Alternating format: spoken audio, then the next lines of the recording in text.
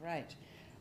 So I now welcome representatives from the Australian Council of Social Service in person. Thank you so much for being here, and thank you also for your very comprehensive submission with a lot of very useful data in it. Much appreciated. I understand that information on parliamentary privilege and the protection of witnesses giving evidence to committees has been provided to you both? Yep, great. And for the Hansard record, could you please state your full names and the capacities in which you appear today? It's Jacqueline Phillips, Executive Director of Policy and Research at ACOS. And I'm James Hall, a Senior Advisor at ACOS. Great, thank you. And I now invite you to make a short opening statement, and at the conclusion of any remarks I'll invite members of the committee to ask you some questions. Thanks, Senator. And thanks for the opportunity to speak with you today. Housing inequity between generations is stark and has widened.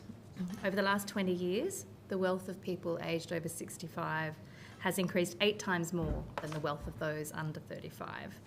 And now over 65s have 5 times the wealth of those who are under 35. A key reason for that is the unequal distribution of home ownership and investment property. But in addition, and we welcome increased recognition of this problem by this government and by this parliament, including as a key theme in last year's Economic Reform Roundtable, as a key driver for the government's housing tax reforms, which we've warmly welcomed. But in addition to intergenerational inequity, we must pay attention to the vast inequities in housing that are not based on age and that exist within and cut across generations and span across tenure types. This is not just an ownership problem. We need to look at age and wealth together and recognise the significant wealth inequality within generations, which is actually most pronounced amongst younger generations. For people under 35, the wealthiest 10% own 25 times the wealth of the lowest 60% on average. And that compares to a 13-fold difference for people over 65. Still concerning, but half the magnitude. Sorry, can you just go back? Yep. It compares to what? Compares to the 13-fold difference for people over 65. So 25 versus... Yes. Under 35s, the wealthiest 10% own 25 times the wealth of the lowest 60. For over 65s, it's a 13-fold difference. Yeah, huge. Yeah.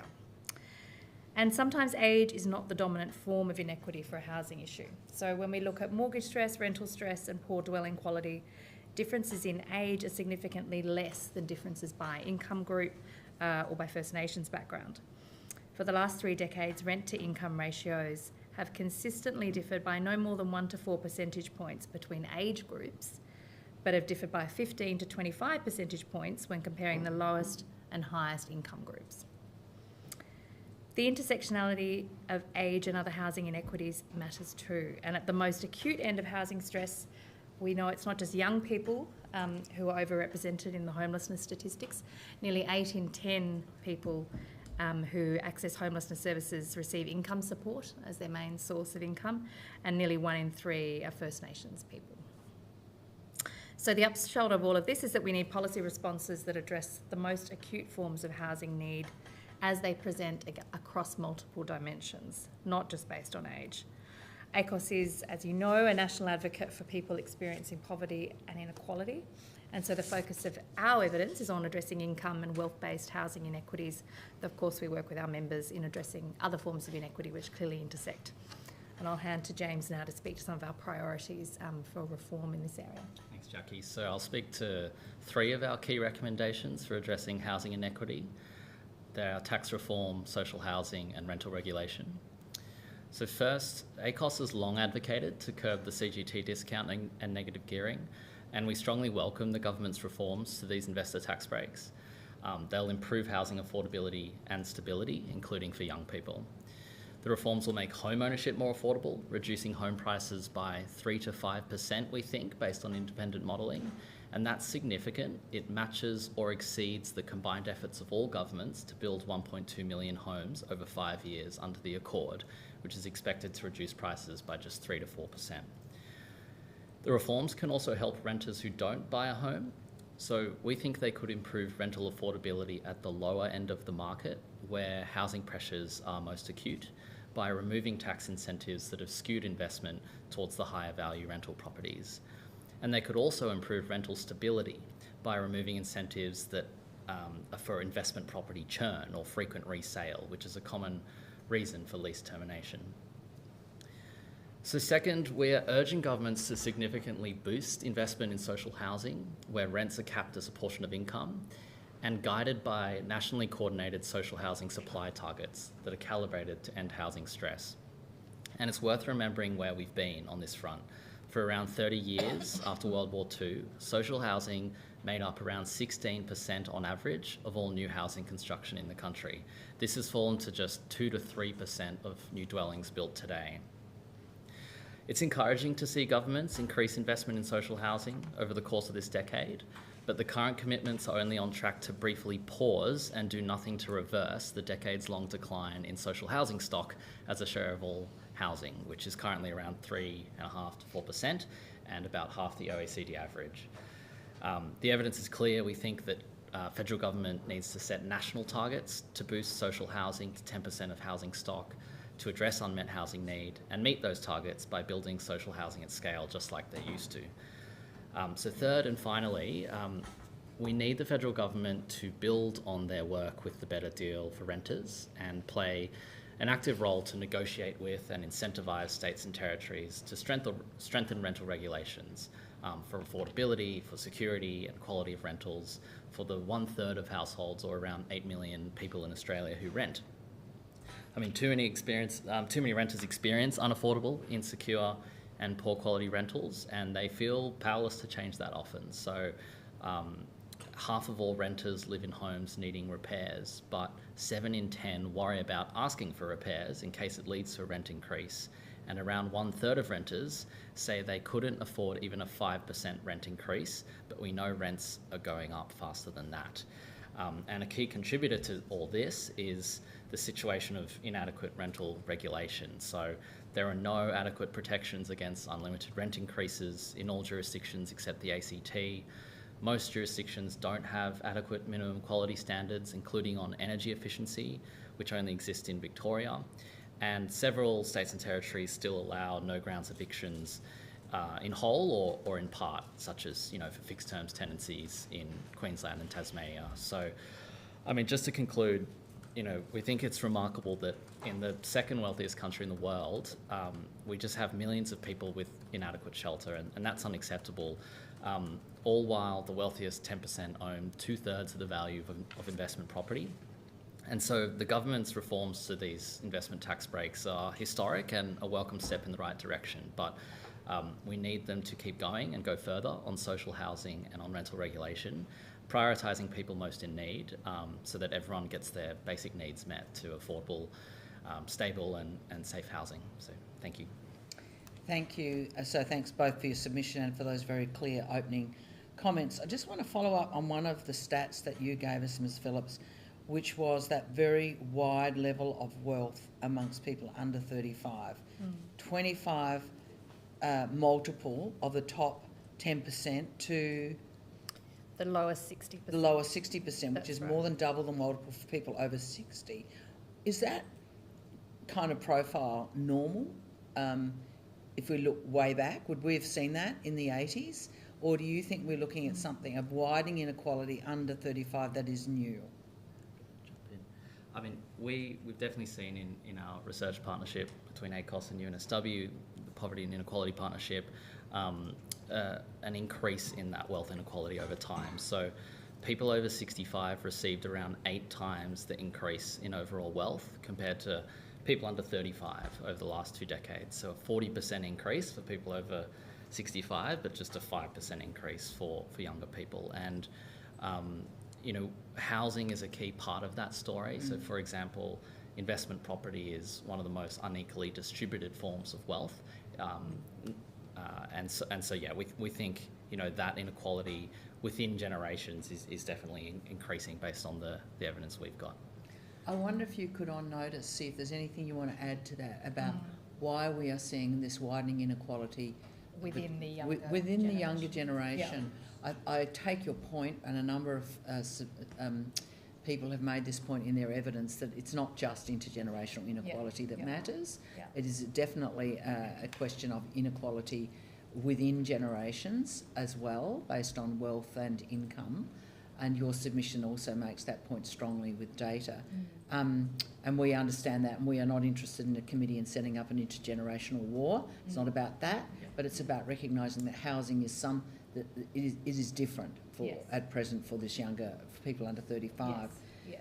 And I think it's probably related to the fact that for younger people, housing is the main form of investment, and of course ownership rates have reduced amongst the younger cohort, and so as a greater minority of people are holding property at that age, it means that the gap is wider, I think. That's my guess also, that those who got in their mid-20s somehow into housing ownership have really got ahead much faster and left behind those who are really struggling in a very difficult rental market. Yeah, and parental support is a big part of this picture for younger people buying. So we've seen some evidence that in 2010 around 12% of first-time buyers were assisted by parents, and that's increased to about 60% as of 2017 onwards. And people with parental support are nearly twice as likely to enter home ownership compared to people who aren't. So that sort of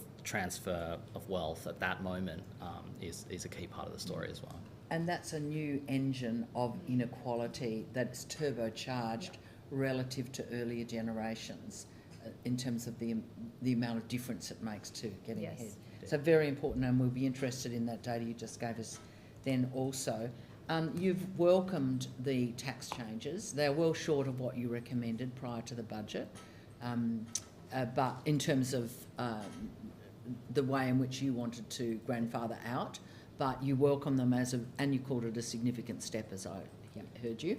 If we didn't go any further on social housing or renting, which are the two other of your three priorities, what do you think would happen? Yeah, look, so,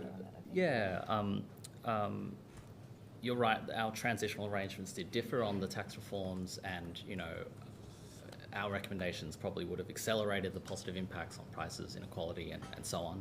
On the social housing front, look, I think what we're seeing is that while we have, benchmarked to previous government progress, a real increase in progress on net social housing supply, benchmark to need, we're just not getting anywhere near the amount of the scale we need to address unmet needs. So I know you've heard these stats before, but they're really important, that 640,000 of the two lowest income quintiles in 2021 had unmet housing need in rental stress or who are homeless, and that number's growing to around 1 million over 20 years.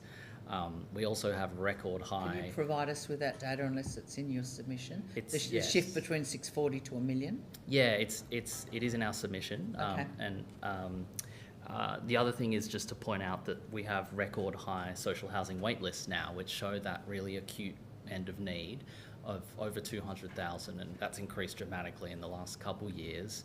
And particularly within that wait list cohort, over 40% of them are now homeless or at risk of homeless, and that proportion has increased as well. So that's on the social housing front. And then, on the rental front, we see rental stress becoming more widespread, more persistent and more severe. So, for example, it's now 1 in 5 of low-income renters are paying more than 50% of their income on rent, and it's forcing impossible choices, between paying for basics like medicine and food or paying the rent and that kind of thing. So it's also more persistent. We see people increasingly in rental stress for at least 2 years at a time. So look, unless we do more to address those issues, we expect that they'll at least continue and potentially on these current trends continue to get worse as well. So. And you make specific recommendations in your submission about a national target. So you really want to push for a target and to reach 6% of housing stock to be publicly owned, and then within a decade, 10% within 2 decades, if I understood that correctly. Sorry. Yeah, that's correct, yeah. So this is far smaller than the rate of build now. What will it take?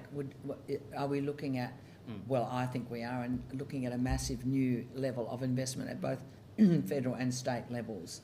Yeah, that's right. So meeting a 6% target over the decade would require around 36,000 additional social homes a year. And then getting to the 10% would require 54,000 additional social homes a year. So that's significantly more than the 40,000 over 5 years under the HAF, for example, even though we strongly support the HAF as contributing to social and affordable housing supply.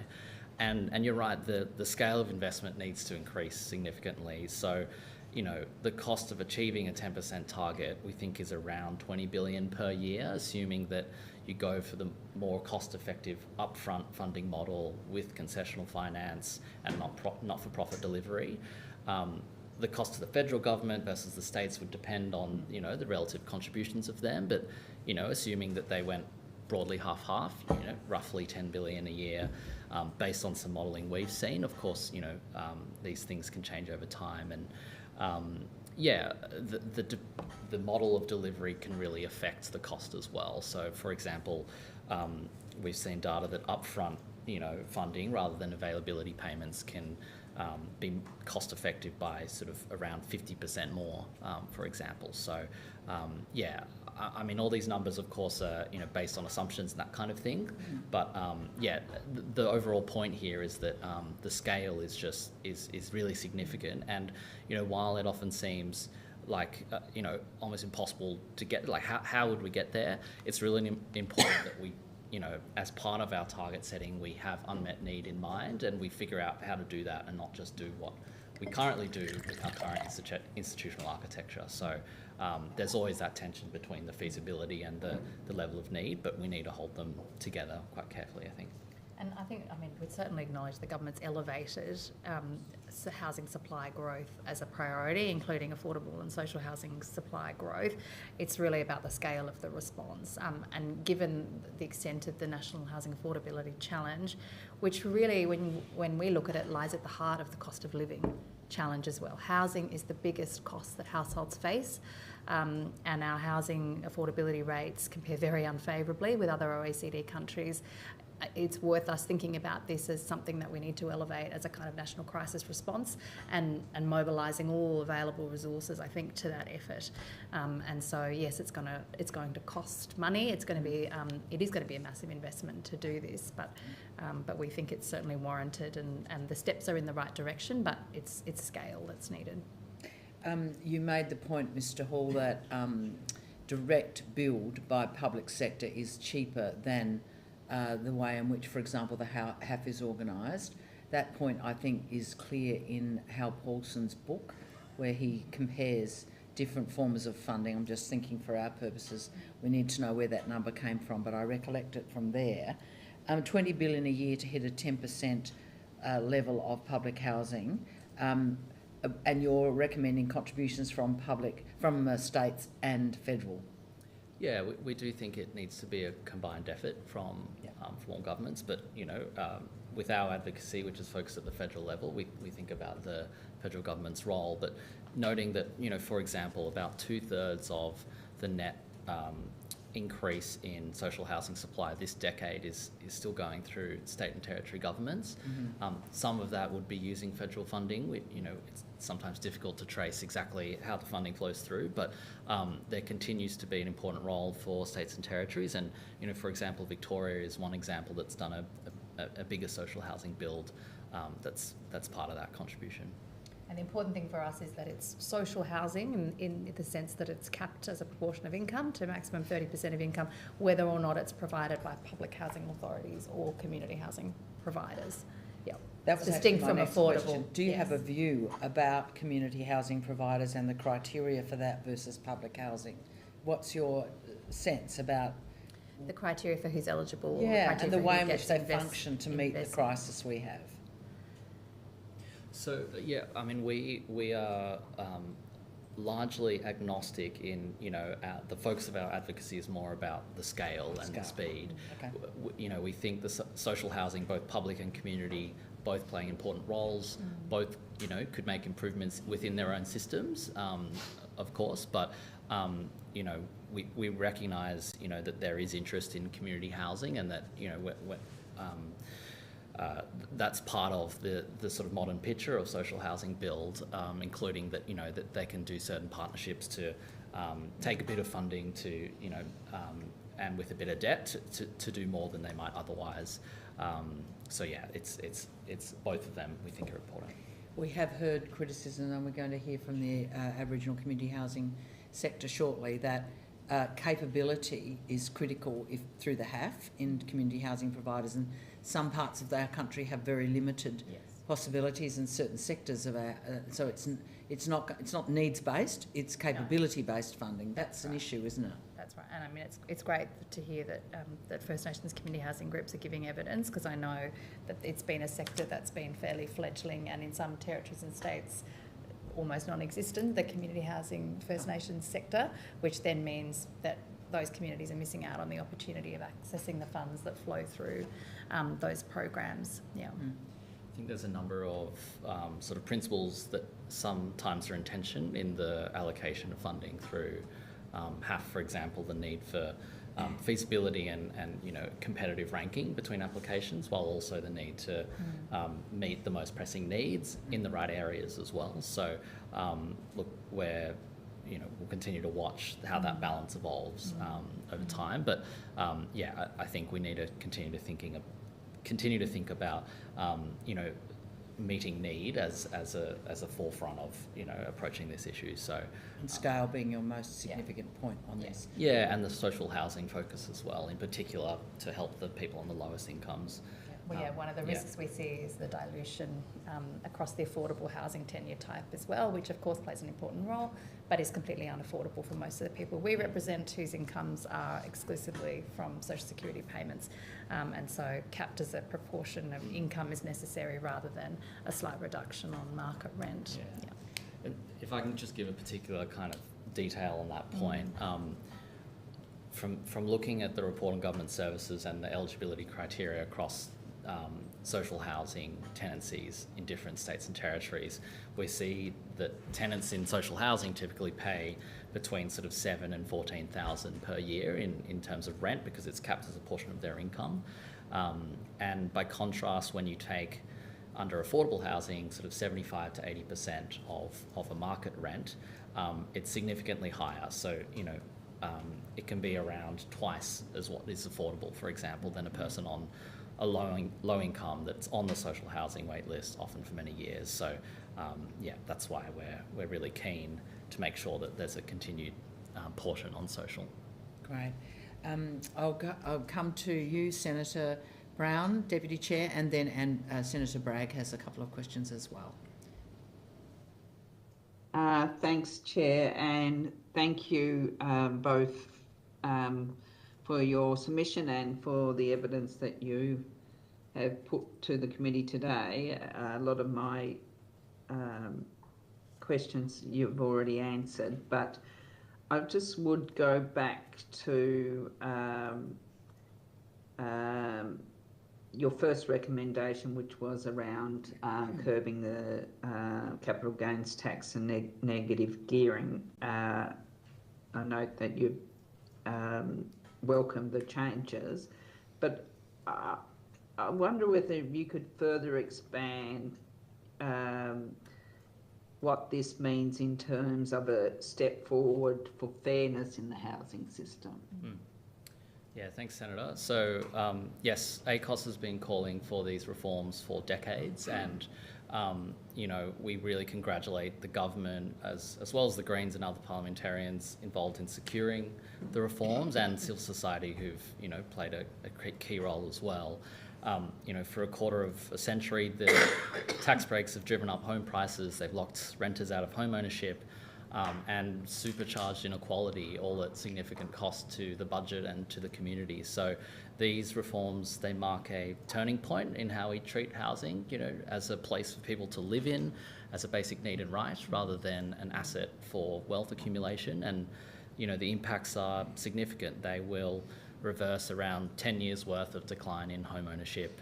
rates, they will improve both vertical and horizontal equity. They will raise around $40 billion in revenue over a decade. And so it does take political courage to do this rather than, kick the problem down the road.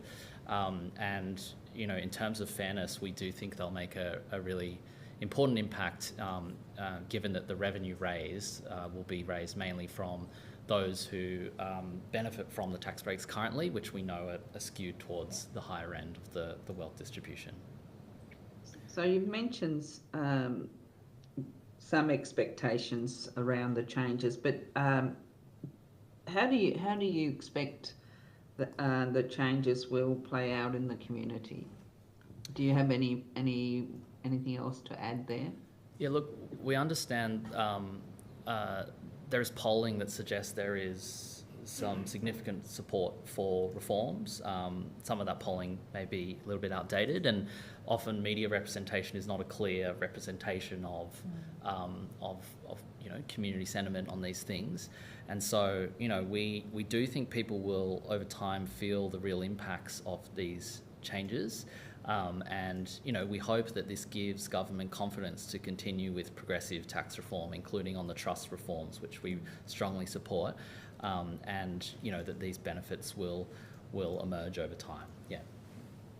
Thank you. So the government has one of the largest social and affordable housing agendas that we've seen at the Commonwealth level for some time, with the states and territory having traditionally carried on much of the actual work. What is the social services sector telling you about the programs like the HAF are rolling out, and what impact these programs are having for the people who need them most? Yeah, thanks, Senator. So, look, it's really encouraging to see federal but also state governments really actively invest in social housing this decade. What we're hearing is that things like the HAF and the Social Housing Accelerator, they make a significant impact and are broadly supported among our membership. Every additional social housing dwelling supports one of the 200,000 households that are in severe unmet need on the social housing wait list. And these are, transformational and life-changing things. It gives them security that they need to better participate in education and employment, strengthen their support networks and so on. So, as I mentioned, it's important progress, but we also need to do more and faster to address the scale of unmet need. Okay, thank you. ACOS has been doing some remarkable work for some time now, for decades. How have you seen the Commonwealth's willingness to engage with these issues shift over the long term? I'm happy to make a start on that. Well, this is our 70th anniversary year, so 7 decades, in fact. Congratulations. And yeah, certainly I've been in this role for about 15 years and with the organisation, and yeah, these issues have waxed and waned in terms of the priority that the federal governments have accorded to housing affordability and the way federal governments have perceived their role, and that whether or not that's been seen as it's a minor role for the Commonwealth. This is really state and territory business, which has been one view expressed.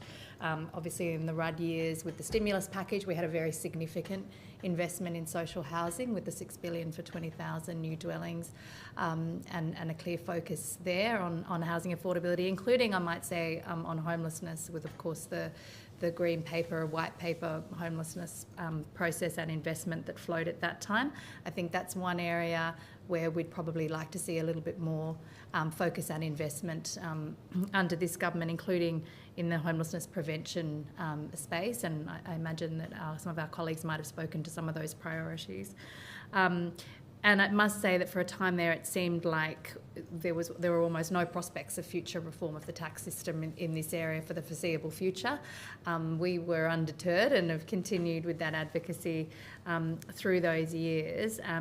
But yeah, so I think as James said, it does take, and it has taken political courage, and there is inherently political risk in undertaking these kinds of reforms. And we're very we're very, very pleased to see the government venture down this path, and we'll play whatever role we can to support this reform agenda, and indeed, broader equitable and progressive reform of the tax system, both to improve intergenerational equity, but also equity in a broader sense. Just to add that I think, one indication of a level of focus at the federal level on housing has been some shifts in the institutional architecture, a consolidation of housing functions within Treasury, Supply and Affordability Council, meetings of housing ministers and, relevant ministers of housing, homelessness and cities, but also special envoy. So that's part of the, the focus, an indicator of focus. And the Supply Council, I don't know if you mentioned that, that's also important. Thank you. Thank you for that. Just one last question. The government released a national plan. That's actually nearly 2 months ago now, I think, Homes for Australia. Have you had an opportunity to have a look at that plan? It hasn't been out long, so. We have.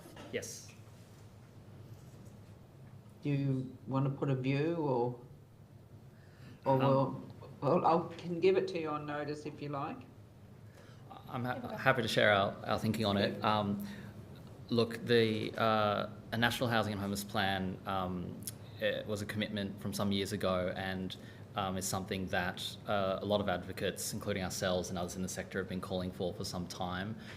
It's really important that we have a long-term vision, a 10-year plan, for example, to ensure that we're addressing housing issues just not in a short-term way, and we understand how the different components of investment and reform build together and aim towards a big picture. The plan that was released, I think, only went some way there, but there was some left to be desired in terms of the forward-looking approach. It tied together across some key themes some of the existing investments and reforms made, with high-level indications of next steps, which we're keen to continue dialogue on. But it fell short, I guess, of a full comprehensive plan of the kind, for example, in Canada, which has has certain architecture to it, reporting and monitoring. Components targets, and targets with outcomes and so on like that. So I think that's probably where we land on it. Yeah. Can I just ask, what was the name of the plan you were talking about? I thought I heard you say homelessness plan. I mentioned the Rudd government's previous homelessness plan, the Road Home, I think it was. Okay. Thanks, Chair, and I really appreciate all the work ACOS do, and thank you, Ms Phillips and Mr Hall, for coming in today. Thanks, Deputy Chair. Over to you, Senator Bragg.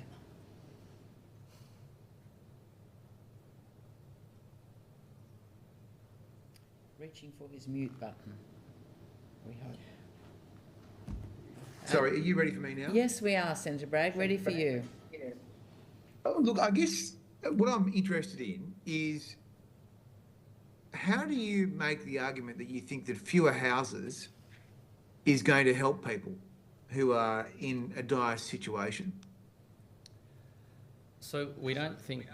sorry, are you talking about the tax reforms, I presume there, Senator, or more generally? Well, there'll be fewer houses as a result of these changes, as a result of the tax changes. So I'm just wondering why you think that fewer houses will be good for people who are struggling.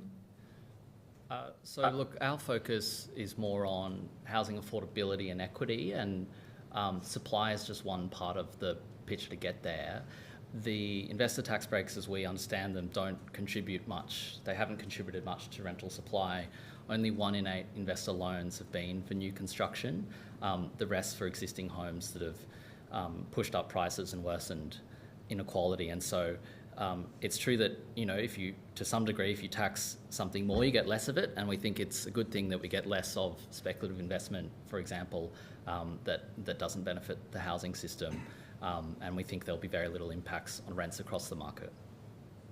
But there'll be fewer houses. Just in terms of the aggregate impact too, of course, of the government's reforms, this is not a single reform agenda. The housing tax reforms are one component of a broader set of housing changes, including, of course, the supply side investments that we've been talking about. Well, that's the political argument. That's the political argument the government used to cover up their changes. Yeah. Well, no, I think the question is what's the aggregate impact of the reforms as they complement one another, and that is to grow supply overall, the impact of these changes combined. Yeah. Okay, so even the government's budget says that there'll be 35,000 fewer houses and there'll be higher rent. So you're happy with that? So the impact on rents is extremely modest. It's rents are mostly determined by what tenants can afford, given rental demand and supply in a particular segment of the market, and mostly not by landlord financing costs, which the research shows actually have little flow through to rents. When negative gearing was abolished, for example, for 2 years in 1985, there was no clear impact on rents. They grew in some cities, but more depending on vacancy rates, and they fell in other areas. Yeah. So what do you think about like all the very complex and convoluted National Construction Code requirements, which makes it very expensive to build a basic house? Do you think there are opportunities for that to be pared back, or do you think the current system works well? Well, we don't purport to be experts in all of the NCC elements. The one area that we have expressed views is around the energy efficiency standards, which we think are very important to be upheld because they have such a direct effect on the ongoing affordability of homes, as well as their comfort and amenity for people on lower incomes. We do a lot of research asking people how they experience the homes that they live in. And for low-income renters in particular, rental properties in Australia, firstly, are on average much poorer quality than owner-occupied homes. Our Energy Star ratings are an average of 3 instead of 7. So on the whole, the housing stock in Australia is of relatively poor quality. It's really important that new housing stock, particularly given the changing climate, is built of a high quality on the energy efficiency front, and that is no more important than it is for low-income households who have little capacity to either retrofit their own homes and or buy the most efficient and usually more expensive appliances. So that's... But are you worried about like the fact that we're building fewer and fewer houses, our population's getting bigger and bigger, and that one of the reasons that there are fewer houses is it's so expensive to build them? So we do think it's important that we improve construction productivity, which hasn't improved for some time, but we don't think that boosting mainstream supply alone is the key or the only answer to addressing housing affordability. The number of homes has grown more than the number of people in this country for 2 decades, but we have there's not enough houses though. The OECD evidence is clear. There's not enough homes. We do think so the supply side does matter, but also the right type of supply matters. So for people in most acute housing need, market rents and market sales are just unaffordable of homes are unaffordable to them. So, for example, median rents are around 15,000 higher than the maximum affordable rent for a person on low incomes. And but are you worried about the collapse in supply over the last 4 years? Well, as I said, I think supply is definitely part of the picture, and we think the Accord is an important target that we should continue to reach. That collectively. And we're very concerned about declining investment over those decades in social housing. I mean, that's the particular market segment of key concern for us. So there's some investment that's good, some investments that's bad. Is that right? What do you mean? Well, you think you don't want people investing to provide rental stock, but you do want governments investing to provide. Well, we don't want people investing in highly unaffordable, not potentially low quality, poorly regulated stock that is churned over and over and provides a security for tenants. No. But don't we just want more houses? Isn't that sort of the main game? Ideally, we want more affordable houses that are of sufficient quality that enable people to live in a way that's healthy. But this whole agenda has been a disaster so far. I mean, the government's got this $10 billion fund. It's built virtually nothing. It's a very expensive way of doing it.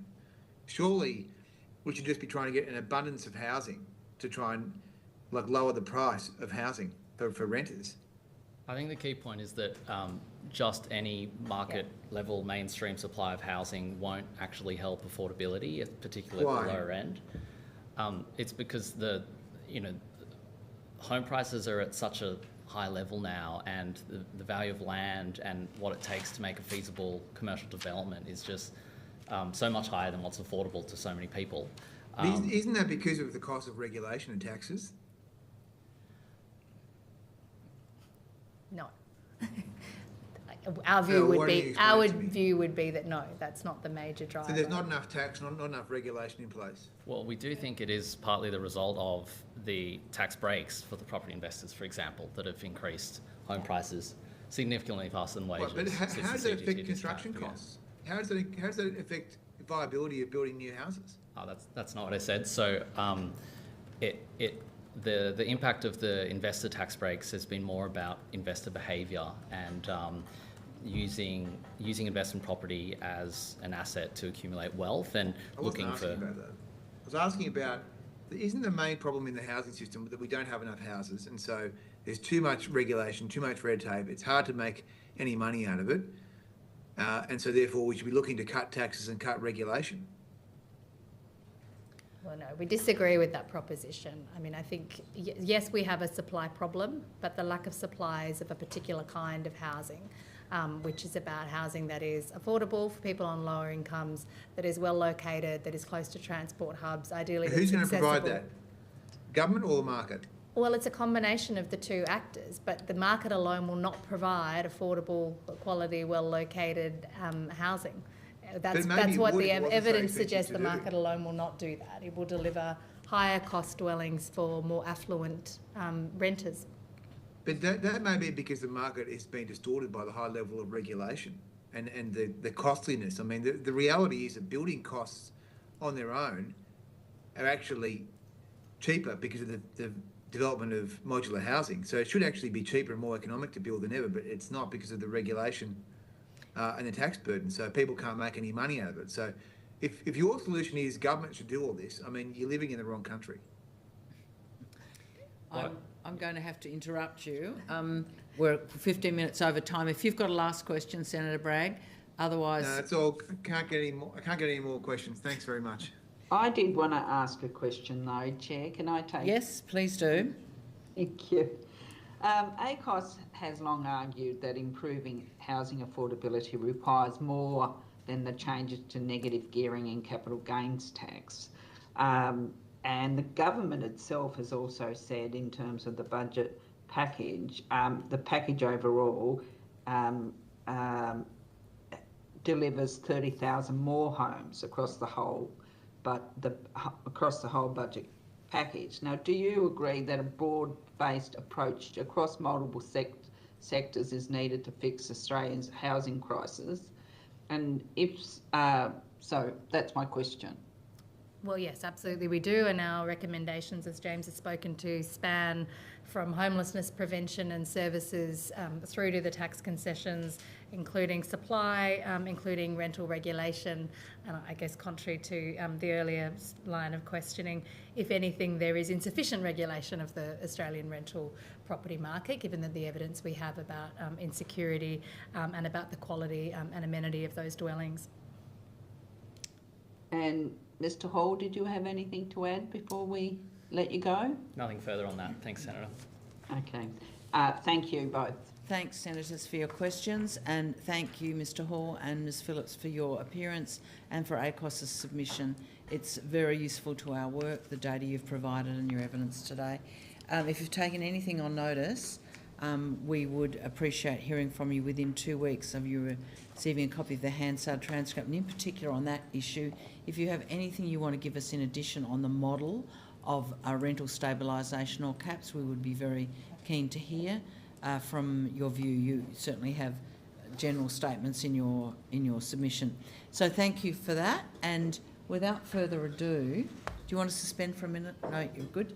I now welcome representatives from Aboriginal Community Housing Industry Association New South Wales to join us at the table. And thanks for being here in person and your patience. We're running a little behind time. I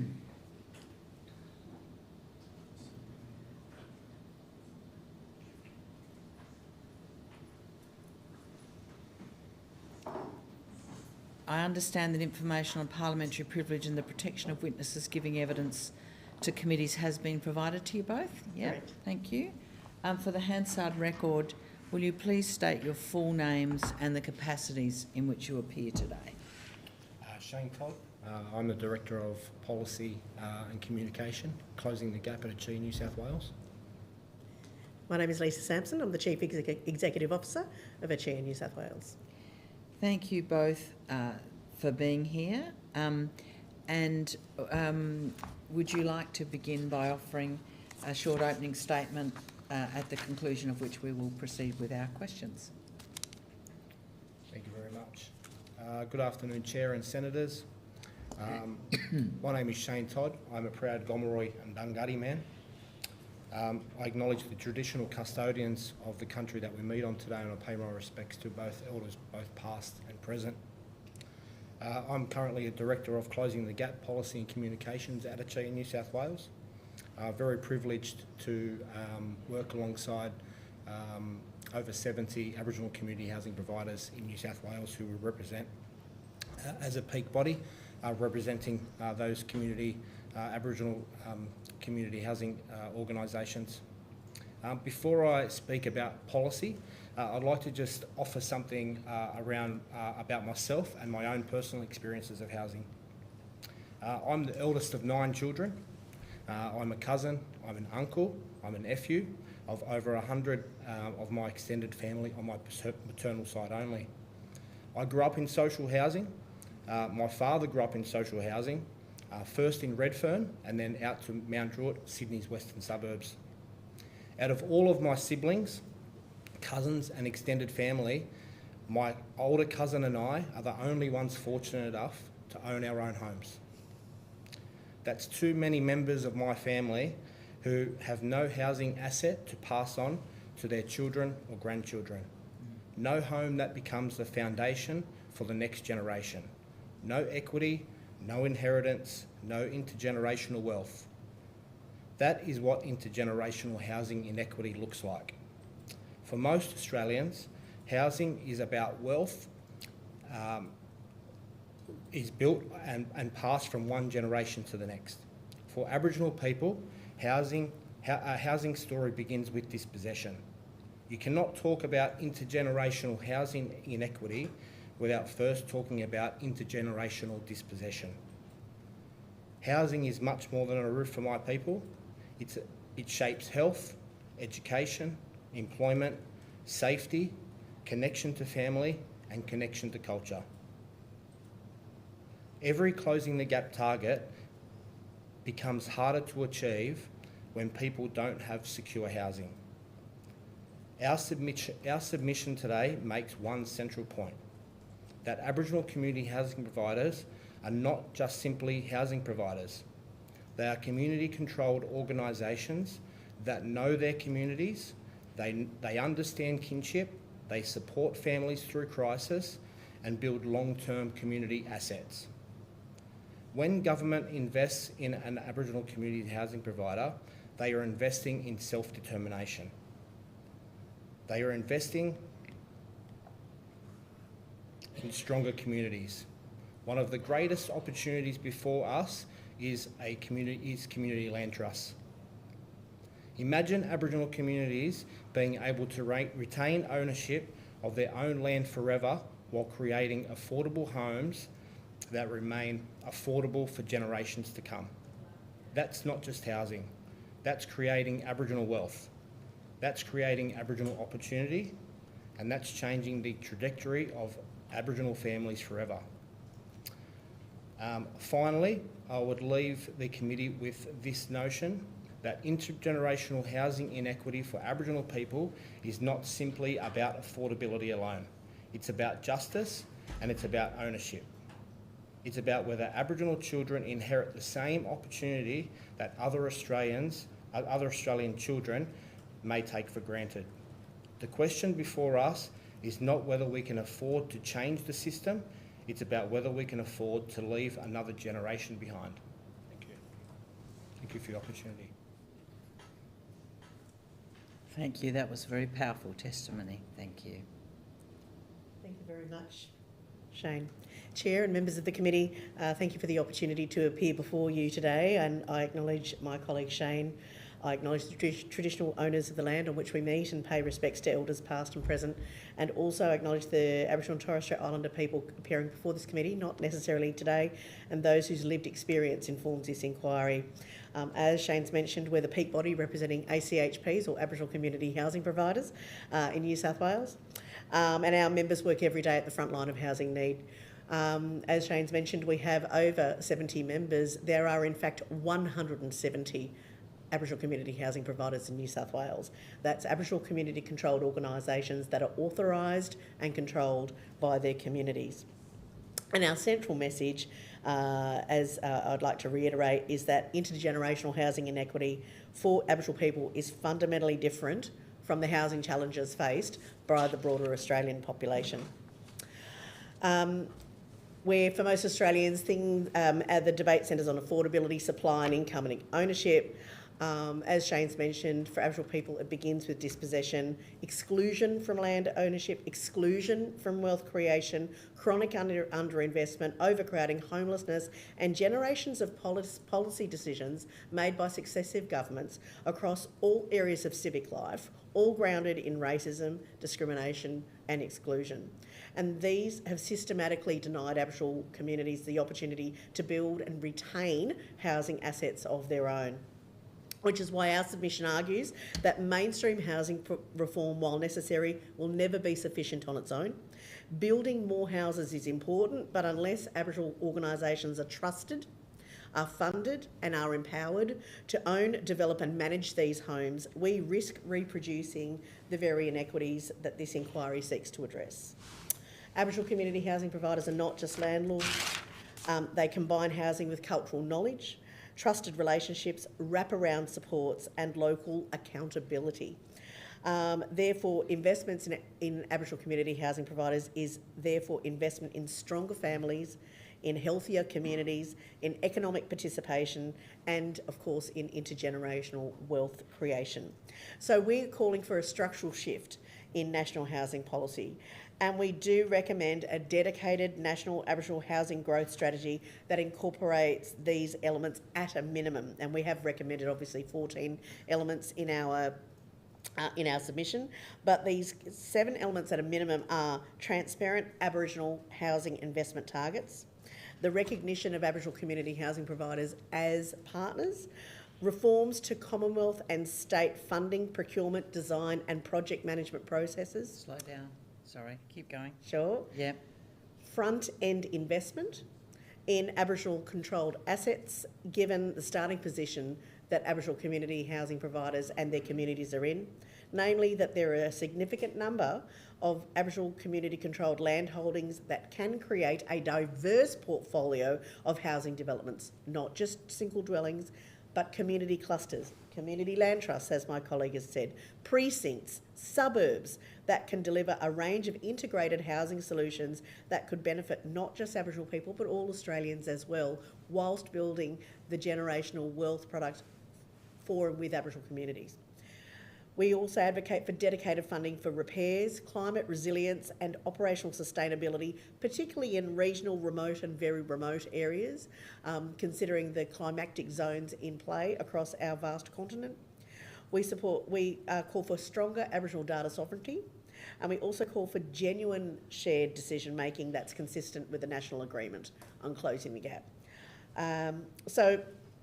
In New South Wales, the scale of unmet need requires a bold response. Approximately 1 in 3 people on the waiting list for social housing identify as Aboriginal or Torres Strait Islander, with similar proportions identifying amongst those who find themselves homeless. And we know that the undercount is in and of itself a significant issue as well, stemming back right down to the lack of institutional trust felt by Aboriginal and Torres Strait Islander people in their governments, given what has happened in the past through the processes of colonisation and dispossession. So on that basis, we advocate that 30% of future social and affordable housing investments in New South Wales be ring-fenced and those investments be directed through Aboriginal community housing growth, with Aboriginal community housing providers recognised as key delivery partners. This is not about special treatment. It is about correcting generations of structural underinvestment and ensuring that investment reaches the communities where the need is in fact greatest. I will just do a call out to the regions. The regions of New South Wales, regional, remote and very remote New South Wales is of course where 70 to 75% of Aboriginal and Torres Strait Islander people live. This is where the housing investment is most sorely needed. Ultimately, we want to also encourage this inquiry not judge its success solely by the number of houses Australia builds. It should ask whether Aboriginal people are gaining greater control over housing, over their land and assets, whether young Aboriginal people will inherit stronger opportunities than previous generations, and whether and how those assets are retained to be a mix of social and affordable housing stock, how these will be inscribed by abiding cultural principles that make houses homes as laid down by past generations over thousands of years of Aboriginal people who have made this continent their own estate, and which was functioning as a set of Indigenous estates long before Western people came here. Housing justice for Aboriginal people will not be achieved by doing more of the same. It requires structural reform at the policy level, Aboriginal leadership and long-term investment in Aboriginal controlled housing systems that future generations can inherit with pride. Thank you, and I look forward to your questions. Well, thank you also, Ms Sampson, for your very powerful, direct and specific testimony and evidence, and for your submission also. I'll lead off and others will have questions as well. You've spoken very directly and forcefully about the legacy of a colonial heritage and the loss of property intergenerationally. Mr Todd, you talked about your own extended family of over 100, of which you and your cousin are the currently property holders, as an illustration of the legacy of that history. So we start from a very different place than many of the evidence and many of the witnesses have come before us. If I listen to you carefully and read your submission as I have and hear of those things that you want to have, at the top is we need to do things differently and recognise the consequences of dispossession, and we need to not do things as we have been doing in First Nations and Aboriginal housing, and we need to talk about control and Aboriginal community control. So it's not just about building lots of houses out there in the regions or wherever we choose to build them. It's about whether future generations will be in control of that housing into the future for real opportunity. Am I hearing your key points clearly? 100%, and we would like to also reinforce it's about a range of housing types and a range of tenure types. So it's not just about social and affordable housing, it's about that entire housing continuum, because Aboriginal people can and do exercise their choices across the entire continuum. Yeah, great. If we had and we have had other groups before us, you speak very firmly for New South Wales. Do you feel there is a New South Wales element that distinguishes you, or do you feel this is you speak with confidence about the general picture across the country? I just want to get a sense about are there particularities about New South Wales, or do you think it's pretty widespread, the perspective you're presenting?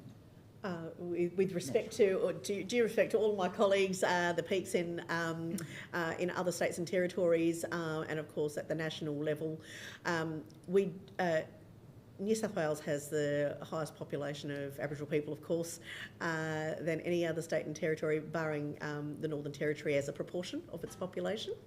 And we appreciate that the Northern Territory has received quite a bit of investment around their housing and homelands, in terms of where they, in terms of sustainability and chronic underinvestment. But we would like to think that given that we travel around Australia and consult with our colleagues, I have heard the same things in Western Australia. I have heard the same things in South Australia. And their nascent peak is just about to get up and running for Aboriginal community housing in South Australia for this very reason. Western Australia's been asking for it for years, because the more and more that we share our experiences between the states and territories, the more they recognise that what we're saying here in New South Wales, they want to give their own colour, their own texture, which illustrates the very same points. Yeah. So while I don't want to speak for them, I would say that this is a nationwide problem. Sorry, Look, Shane. and just to add on, what Miss Sampson is saying for New South Wales, I think for us, as we touched on, for us as the peak body for New South Wales Aboriginal community housing providers, we are 70 plus members and building towards 100 this year, which I think is a significant milestone. We are a big sector, and together we're very strong as a sector in New South Wales. I think that we are kind of miles ahead in front of other states and territories. I think we're very privileged that in our community housing tier system, we've just had one of our Aboriginal community housing providers reach Tier 1 status. The only two Aboriginal community housing providers who have that Tier 1 status are in New South Wales, and I think that's a very big milestone for our sector, and something that we hold very. We're very proud of, and I think that there's a lot of opportunity there, particularly for partnerships, with other organisations, particularly as we talked about remote and very remote communities. I've met with the South Australians, and they've certainly expressed their developing community housing capability, and also really emphasised the importance of control. And so one of the things we've got wrong historically, has it been, is the failure to recognise and attribute control to local communities. You're saying that very strongly, and to have more diverse models of housing type and tenure. Yes. Correct. Okay. So what are your thoughts on what we...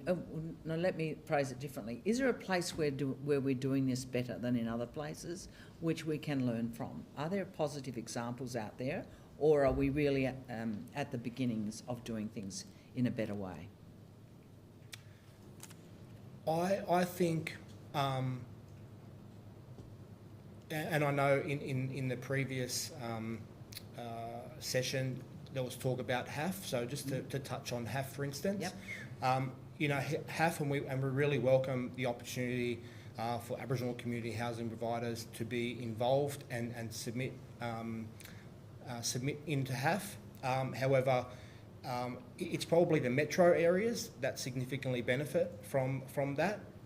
We know that our regional and remote and very remote organisations have been left out of those opportunities for not I don't think any deliberate reason by Housing Australia or the government, but I think the way that the system is set up, it kind of, I don't know, Miss Sampson might want to touch on it a little bit more, but I think it kind of doesn't allow those remote and very remote housing organisations to submit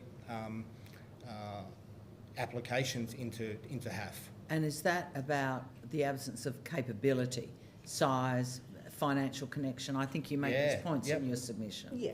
Yeah. There are a stack of hurdles that particularly preclude opening the gate in the first place. And which is why we call for more front-end investment, because front-end investment will open those doors. We're not trying to say that there isn't capacity and capability to be built. Mr. Todd mentioned that we have 2 Tier 1s in New South Wales. That's in addition to the other 53 who are Tier 2 and Tier 3 nurse registered in New South Wales. We punch well above our weight in terms of Aboriginal community housing providers that are part of the nurse system. And yet the nurse system in and of itself requires review, is being reviewed, and needs to pivot in and of itself. We're looking at so many different policy levers, whether it is housing targets, whether it's the NERSH, whether it's any NERSH, can you just explain what NERSH means? NERSH is the National Regulatory Scheme for Community Housing. Thank you. And which is not to say that the regulatory scheme has not done good things over many, many years. It absolutely has. But it is still, once again, it's been built on a Western model of how things are done around here. And once again, this also excludes Aboriginal people and makes them come at it from the outside in. When we look at HAF, and coming back to Mr. Todd's point, we're looking at regional, remote and very remote Aboriginal community housing providers that can do very small projects. Now, Housing Australia has promised to look favourably upon those, and that their normal sort of rule of thumb of 60 dwellings per project is, they're quite willing to look at things apart from that. Where even those smaller models, when you're looking at the scale and the speed, the alacrity with which they expect these things to be built, doesn't actually work in with the regular kinds of land approval, land dealing approvals that local Aboriginal land councils have to go through in order to utilise their own land. Right. So these things are, there is a massive mismatch. The levers don't speak to each other. You push something here and you expect the dominoes X, Y and Z to fall. That doesn't happen because something back here is absolutely preventing those from falling. And because of that, well, we'll kick the can down the road. Aboriginal community housing providers and Aboriginal communities can wait. They can make do until we can get there because we just need houses now. And what they're building now, quite frankly, I've had the dubious pleasure of touring some of these developments, and they're little short of dog boxes to put people in, And built under which programs? Any HAF or other place? Any? And numerous larger developments in inner urban, peri-urban areas that are being built. Are they? And you look, and at the same time, I want to say, a proportion of those has been negotiated to go to Aboriginal families and be managed by Aboriginal community housing providers. Not in every circumstance, but in number. And yet the housing in and of itself that is being built, this is the kind of housing that, is going to be destroyed in 30, 40, 45 years. This is going to be bulldozed because, somehow while housing is an asset and it builds intergenerational wealth, we kind of only expect it to last for 45 years. I mean, I personally think that's quite ludicrous. But this is what we see these days. And in 45 years when those houses have depreciated to nothing but the land that they sit on, we'll just go and bulldoze them and build something new again at more government cost. And are you making the point, as you say that kind of scattering of Aboriginal housing within larger developments, for example in urban and peri-urban, does not meet the needs of community creation, the basis for cultural solidarity and all the benefits you talked of, Mr. Todd? Is that one of the problems with this approach? Yeah. Fundamentally, I think it is. Yeah, absolutely. Right. Okay. So, and your proposition is also to make much greater use of Aboriginal land held in trust by Aboriginal people, and that is failing to be used appropriately as an asset for housing, both for Aboriginal and non-Aboriginal communities. Because of, but with the number of barriers to entry for development, where local Aboriginal land councils sit on very well positioned parcels of land that have been returned through proper remediation processes. And some of these sit in very well located areas. These are areas that can create new suburbs of Sydney, new suburbs of some of our big regional cities.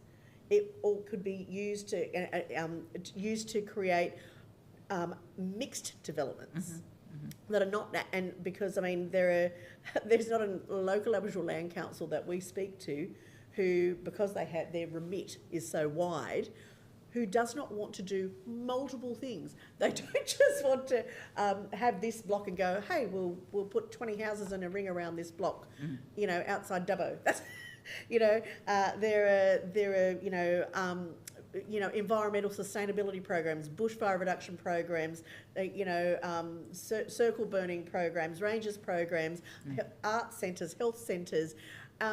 And many of, university, in tandem projects that are all go to make up, a community and a functioning community. I wanted to ask you both before I hand over to Senator Brown. The question, I think, Mr. Todd, was whether we can leave another generation behind. It's not whether we can build a lot of little housing units, it's whether we can make the kind of community creation on Aboriginal-led and managed. What optimism have you got, if any? I mean, what's your sense about whether we are moving in the right direction? I'm optimistic. I think that I'm very passionate about the younger generation and really, educating and building up a very strong and resilient next generation. I think that we're creating a very strong, very strong young leaders coming through, and I'm very optimistic about the future. I think people have got really great ideas. I think that our Aboriginal community housing providers and Aboriginal community controlled organisations in general do have the capability to run and manage multiple businesses and economic development, and I think, I'm very optimistic about the future. Well, your challenge to us is very clear when I reflect on your submission, both of you, where you say intergenerational housing equity must be understood as both a housing and a justice issue. And it's about who's been able to build and own, access stable housing and pass security on to the next generation. So we will certainly be reflecting that sentiment, I imagine, in our report, along with your very concrete recommendations. So thank you for being so explicit about those. Senator Brown, Deputy Chair, are you there? And yes, I'm here. Great. Thanks, I'll Chair. hand to you. And thank you all for coming along and giving evidence today, and also for your submission. We have touched on this already in the discussions, but I just want to go back to your submission, and you've noted in your submission that programs like the HAF with direct Commonwealth investment are really important, but you note that the third round of the HAF funding includes a dedicated stream for First Nations housing in particular.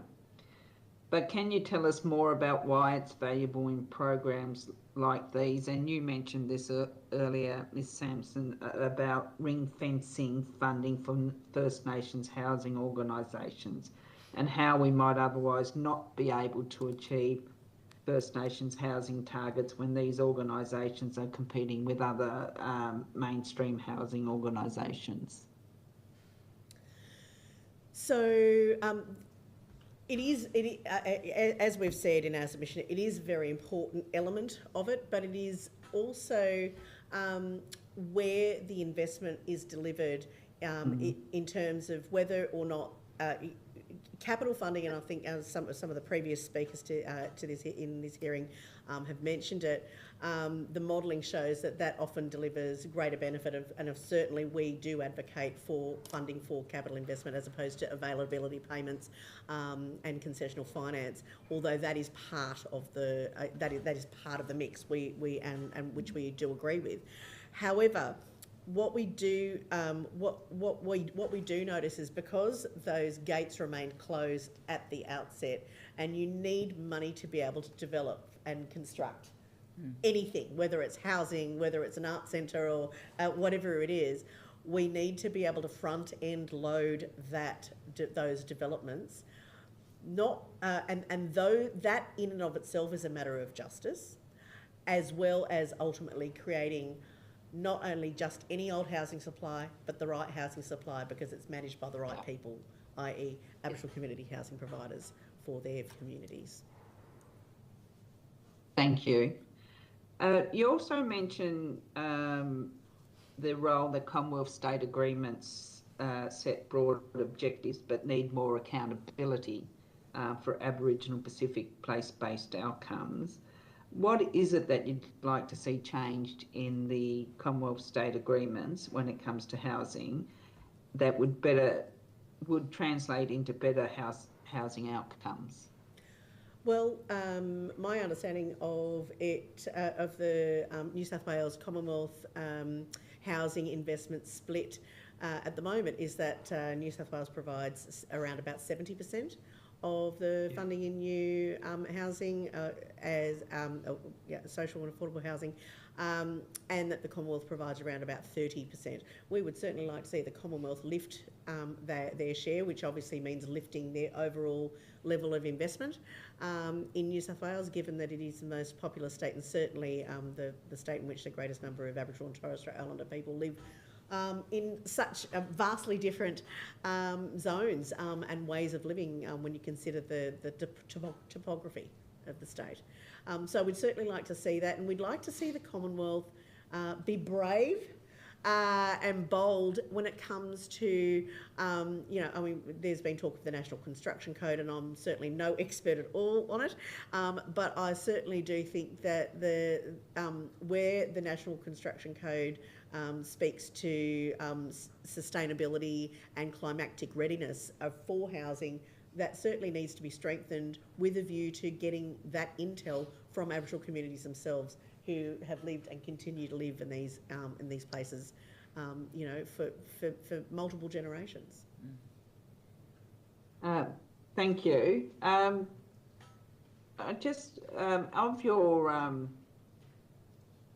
your recommendations, and you make a number of them.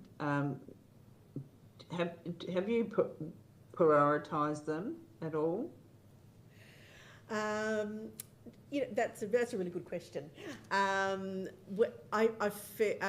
think our sense is that the need is so dire and so vast that if those recommendations were made, I would, and I'm grasping at straws here, and I hope that you'll forgive me, but I would say that if I was to prioritise them 1 to 14, I don't think that I could do that. I would probably say that there are around 5 to 7 that are really important, that they all happen all at once. Because if they don't happen all at once, we might as well not do any of it, to be absolutely honest with you.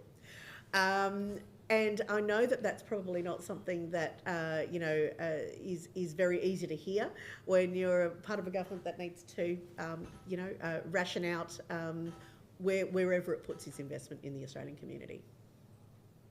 Okay, thank you. Just my last question, and I just want to go back to the HAF and round what we saw with round 1 and 2 was the HAF. Have a look at how that was implemented and made changes in terms of round 3, which also has that dedicated funding line. I just wonder, have you given any thought as to further reform of the HAF? We have absolutely, given a lot of thought to that.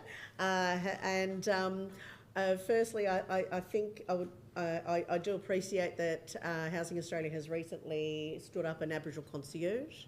That was, whilst that is noted, we certainly told them repeatedly through the process of them, consulting with us around Hash Round 3, as did many other Aboriginal people around Australia who have a expertise in housing. An Aboriginal concierge is not necessarily going to deliver you better housing. You need relationships based on trust, and you need to work with the Aboriginal community controlled organisations that are already there in those relationships of trust with the coalface providers, the Aboriginal community housing providers. What the Aboriginal concierge delivers for Housing Australia is yet to be seen. However, my intel on Half Round 3 is that there was something in the order of $50 million allocated to each and every state, with a sort of like a pot of a communal pot that would then be delivered where certain developments came across their desk that they felt were worthy, and that most of that has gone to Victoria, in fact. So we're sitting, and look, good on Victoria, the big housing build. We absolutely support that, and we support that investment in those public assets that will be held, hopefully, into perpetuity and not sold off. But what we do want to see is that sort of investment in New South Wales, ring-fenced for Aboriginal community housing providers, and we're just I certainly doubt that that's going to be delivered through Half Round 3. So, so it's $600 million in the Half Round 3. I think that was invested through that dedicated line item. So, or investment in First Nations housing. Okay, I appreciate that. So, you haven't had any direct feedback around the Aboriginal concierge or the First Nations concierge? We have had direct feedback from our members. The direct feedback has not been glowing around what the concierge is offering at this stage. I appreciate that it is, as I said, it's only been stood up very recently, and I don't think it's only recent, yeah. Yeah, you can't go from zero to hero in a minute. However, we're at a crisis point in Aboriginal housing, and we can't afford to wait for anybody else to pick up their socks and make this work. When we're sitting here with solutions that, for the same investment, could actually work and have actually worked. Because we're sitting in relationships of trust with these, with Aboriginal community housing providers that are the front line of this challenge. Okay. Well, thank you, Ms. Sampson. And do you have any last comments, maybe Mr. Douglas or Mr. Todd?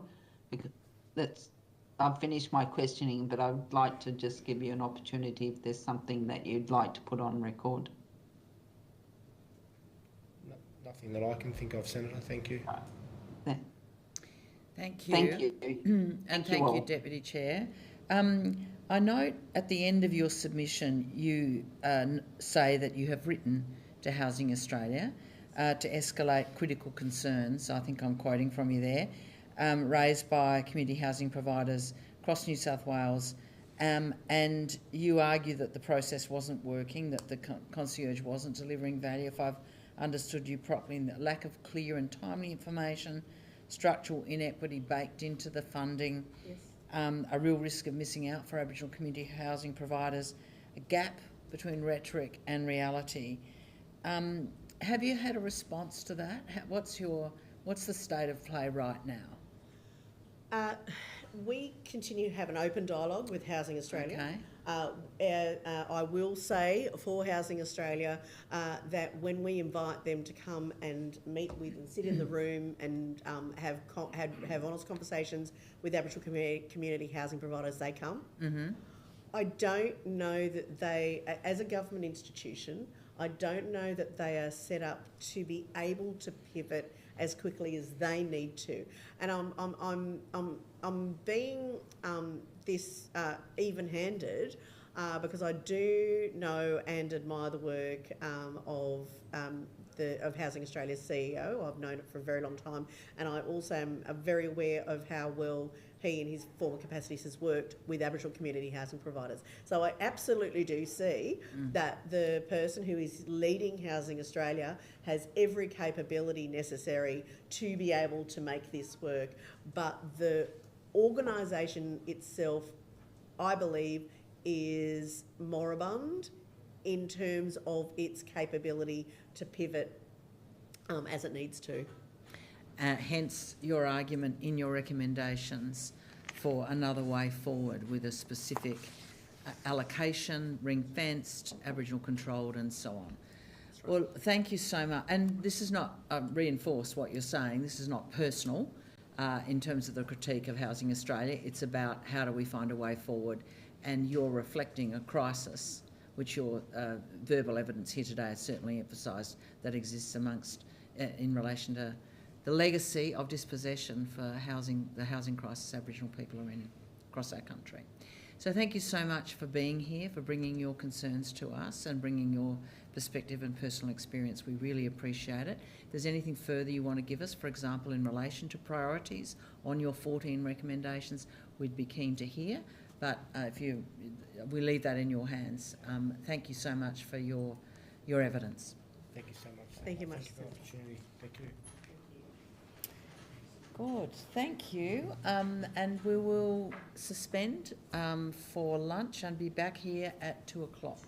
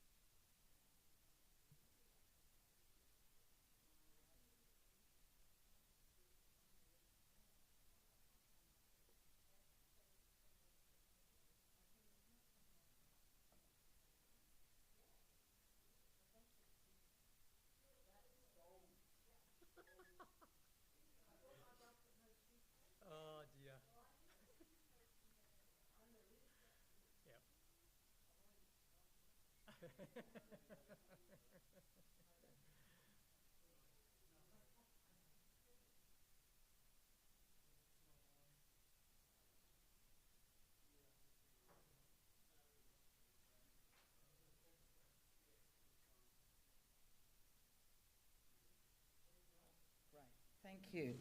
Well, I now welcome a representative from Mission Australia. Thank you for being here in person, Mr. Carblis. I understand that information on parliamentary privilege and protection of witnesses giving evidence to committees has been provided to you. For the Hansard record, could you please state your full name and the capacity in which you appear today? My name is Ben Carblis and I'm here representing Mission Australia as the Deputy CEO. Great. And now invite you to make a short opening statement, and at the conclusion of those remarks, I'll lead off with some questions. Wonderful, thank you. Well, first of all, thank you for the opportunity to appear before the Senate Select Committee today. Mission Australia is one of the largest national not-for-profit community service organisations, as well as a Tier 1 community housing provider. We are deeply committed to working with all governments and across parliaments to solve the big challenges facing vulnerable people and communities we exist to serve. This inquiry's focus on intergenerational housing inequity must appreciate that housing inequity impacts people across all generations. The people most affected by skyrocketing rents are those on low and in some places even average incomes. Key workers who cannot afford to live close to where they work and people who rely on income support. And this can include people of all ages and stages of life. In response to this, our brief submission had two main focus areas. We need to see more and ongoing investment in the supply of social and affordable housing, but equally, we need to see greater investment in supporting the people who live in those homes to thrive. It is well established that there is a shortage of social and affordable housing in Australia. As a result, households with low and in some cases moderate incomes are struggling with increasing rental costs and low vacancy rates in the private rental market, which is contributing to increases in poor housing outcomes and homelessness. On census night some time ago in 2021, there were more than 640,000 Australian households whose housing needs were not adequately met, who were homeless, paying more than they could afford, or living in inadequate housing. We expect the next census, which is imminent, to be much higher than that 640,000. But just looking at social housing, according to a research brief from the Australian Housing and Urban Research Institute, social housing accounted for more than 7% of all Australian households in 1991. The data from the Australian Institute of Health and Welfare released just last month shows that the proportion was down to 4% in 2025. What we need to remember is that behind these numbers are real people, individuals, families and communities whose ability to grow and thrive is influenced strongly by the safety, security and stability of the housing they have access to. Every day, our staff are facing unprecedented challenges securing accommodation for people and families in need because there simply isn't enough housing that is secure and affordable to go around. They say things like, the lack of affordable housing, stable housing, is such a barrier for us to find exit pathways for people who are homeless. We believe this comes down to decades of underinvestment in social and affordable housing. We welcome the recent federal and state government recognition of these challenges and the various funding programs aimed at increasing the supply of social and affordable housing. In recent years, the community housing sector has scaled up its capacity and is well placed to deliver more social and affordable housing in partnership with state and federal governments, investors and private developers. Now that the supply tap has been turned on, we believe it should be kept on and in fact turned up. However, housing inequity for the most vulnerable is not just a story of supply. Current funding mechanisms do not provide the adequate levels of support and tailored services needed to ensure sustainable tenancies and ultimately thriving communities. Our own experiences show that when you have dedicated funding to support at-risk tenancies, those people at risk, likely to lose their tenancies, that support really works. Our Mission Australia Tenancy Support Impact Summary released last year found that 98% of people who engaged with the Mission Australia Tenancy Support Service avoided homelessness. We also know from our work that providing tailored support and community development helps to build high levels of tenant satisfaction, tenancy stability and community cohesion. Finally, given this inquiry is looking at intergenerational inequity, it would be remiss of me not to mention young people. Young people are more likely to have low incomes. Income support for people receiving youth allowance, for example, is lower than for people on other payments and allowances. That's why we applaud the federal government for allocating $60 million in the May budget for the National Youth Housing Supplement. This will help more young people at risk of experiencing homelessness to access social housing. It makes it easier for community housing providers to create the tailored youth housing that can transform the trajectory of vulnerable young people's lives. It's a welcome step towards creating a fairer housing system in which young people have the safety and security they need to thrive. But there is more needed to do. To conclude, we support the government's efforts to address the decade-long issues of housing supply.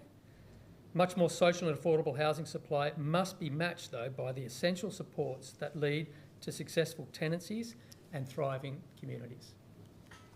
Thank you. Thank you, Mr. Cardelis, and thank you for the longer submission you have provided to us. And I just wanted to draw attention to the quote you have on page 4 of your 64-page document from Ben Chifley, which I really like. We consider that a dwelling of good standard and equipment is not only the need but the right of every citizen. Whether the dwelling is to be rented or purchased, no tenant or purchaser should be exploited for excessive profit. That's a radical statement in some quarters now in our country, Yeah. but he was right, and he starts really where the UN now is on housing as a human right, not a vehicle for accumulation of wealth. And that clearly is you wouldn't be putting it so prominently in your submission if you didn't strongly support. Strongly support. Yeah. We've just had a delegation of Aboriginal housing community providers in. Before we move on to the number of issues you've laid out, their submission made a very strong argument for specific ring-fenced investment in Aboriginal housing, for Aboriginal control, for better use of Aboriginal land agreements and ownership arrangements. Do you have a particular view about that issue? Because you would, of course, in your service provision, deal with a sizeable number, 1 in 3 homelessness at least, Aboriginal people. What would you like to say on that question? Yeah, it's an excellent point. Aboriginal and Torres Strait Islanders are incredibly overrepresented in the homelessness population. They are a vulnerable group. We believe that we need to work with Aboriginal traditional owners, elders, people that are the key designers of their own future, to help design the buildings. One of the key issues with Aboriginal and Torres Strait Islanders is often the homes that some of them may move into may be overcrowded. There is a lot of different challenges, and they're unique and diverse and wide-ranging. So our view on that is to engage with the Aboriginal community, work with them in designing what are the right designs and outfits for them. So I would support their position. We work very closely with Aboriginal and Torres Strait Islander groups, Aboriginal controlled community organisations. We have deep partnerships with them. They contract us, we contract them. But what is really important is that we put them in charge of their own destiny. And they made the very strong point that it's not just a matter of constructing a certain number of dwellings, it's also about creating the thriving community around them. That housing is a platform for culture and community, and not just a matter of ticking boxes on the number of units you create. I hear a real reverberation with what you said about, we've got a crisis, we need to deal with it, but it's also about making sure our communities are thriving when we build housing. Tell us a bit more about your experience on that. So our experience is that when you can... A house is wonderful. A roof over somebody's head is a means, but it is not the end. We know that if you provide support with people in homes to set them up for success, to understand what their goals and life dreams are and set about helping them achieve what they want, is fundamental to having someone who has a greater sense of well-being and can live a thriving life, who will ultimately feel empowered to manage their own tenancy. With Aboriginal and Torres Strait Islanders, there is a need to work with their community so they can lead their own destiny, as I mentioned prior to that, to support thriving communities in the communities in which they wish to thrive. There is diversity in the Aboriginal and Torres Strait Islander communities. It is not a one-size-fits-all approach for Aboriginal and Torres Strait Islanders. It's community by community, family by family, individual by individual, and that tailored support is really important to understand where somebody's at, what their life journey is and what their goals are, and helping them set about achieving them. That builds thriving communities, it empowers people and creates cohesion. You mentioned your 98% success rate in terms of assisting people who are at risk of being catapulted out of a home onto the street, perhaps. What do you see as the critical elements in that success rate? It is building a relationship with an individual, understanding where they're at. There are countless stories of trying to understand where somebody's challenge or barrier is. Can I give you an example? I remember being at a service not that long ago, and I met this one young girl was telling us her story, and she's on the youth allowance. She would get her youth allowance. She'd been in and out of foster care, out of home care her whole life, and she hadn't had a stable home by any means. She would get her youth allowance, and she would spend all of her money on day one, right? She hadn't been taught how to budget. She hadn't been taught that you need to bills first, other things later. To be able to have someone to sit down with her, because she hasn't had a parent to be able to do that, to give her the life skills of saying, you need to do this first, look after this first. What do you mean you're going to be sleeping until 11 o'clock this morning? Something that you need to be at a place at 9 o'clock in the morning. And just to get those life skills and routines. And this is a 17-year-old girl.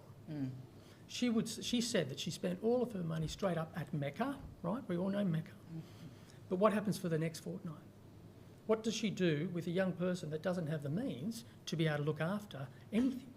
She'll be homeless. And so these life skills are so fundamental to support people to being able to sustain their tenancies. What help does that girl have if we say, here's the keys to your house, see you later? That support is fundamental. The support isn't expensive, but it's profoundly impactful. We've heard quite a bit of evidence on that score. We had a really amazing evidence from an individual in Adelaide who, not a young girl, an older man, but talked about the one significant relationship which had been supported and which at various points he was dealing with alcohol addiction and was able to provide all the pathways forward, but over quite a period of time. So it's not just a one-off thing, is it? It's not just teaching that young woman about how to budget. It's being there for the safety net over time sometimes. That's right. I mean, and that story there is so different to the middle-aged gentleman that's dealing with addictions, right? A different journey, but you need the relationship and understanding to be able to support that person. And that requires public support? We believe so. We believe fundamentally. We actually believe it'll be cheaper for government if there was those supports up front. It's an early intervention to keep people in their tenancies and a way to reduce homelessness. So we absolutely believe it's a government-funded initiative. Before you went to that question of thriving and how we invest in that, you had a priority, more social and affordable housing. Say a little more about the dimensions of that, and what you think needs to happen there. So we believe, I quoted some statistics. In 91, there was about 7% of social and affordable housing. Now we're down to 4%. Back in the 40s, I think it's all very well documented, the numbers were significantly higher. So there just is a fundamental lack of supply. Our staff are telling us is one of the key reasons that we are finding people clogging up in the crisis and transitional housing places is because there's nowhere for them to go.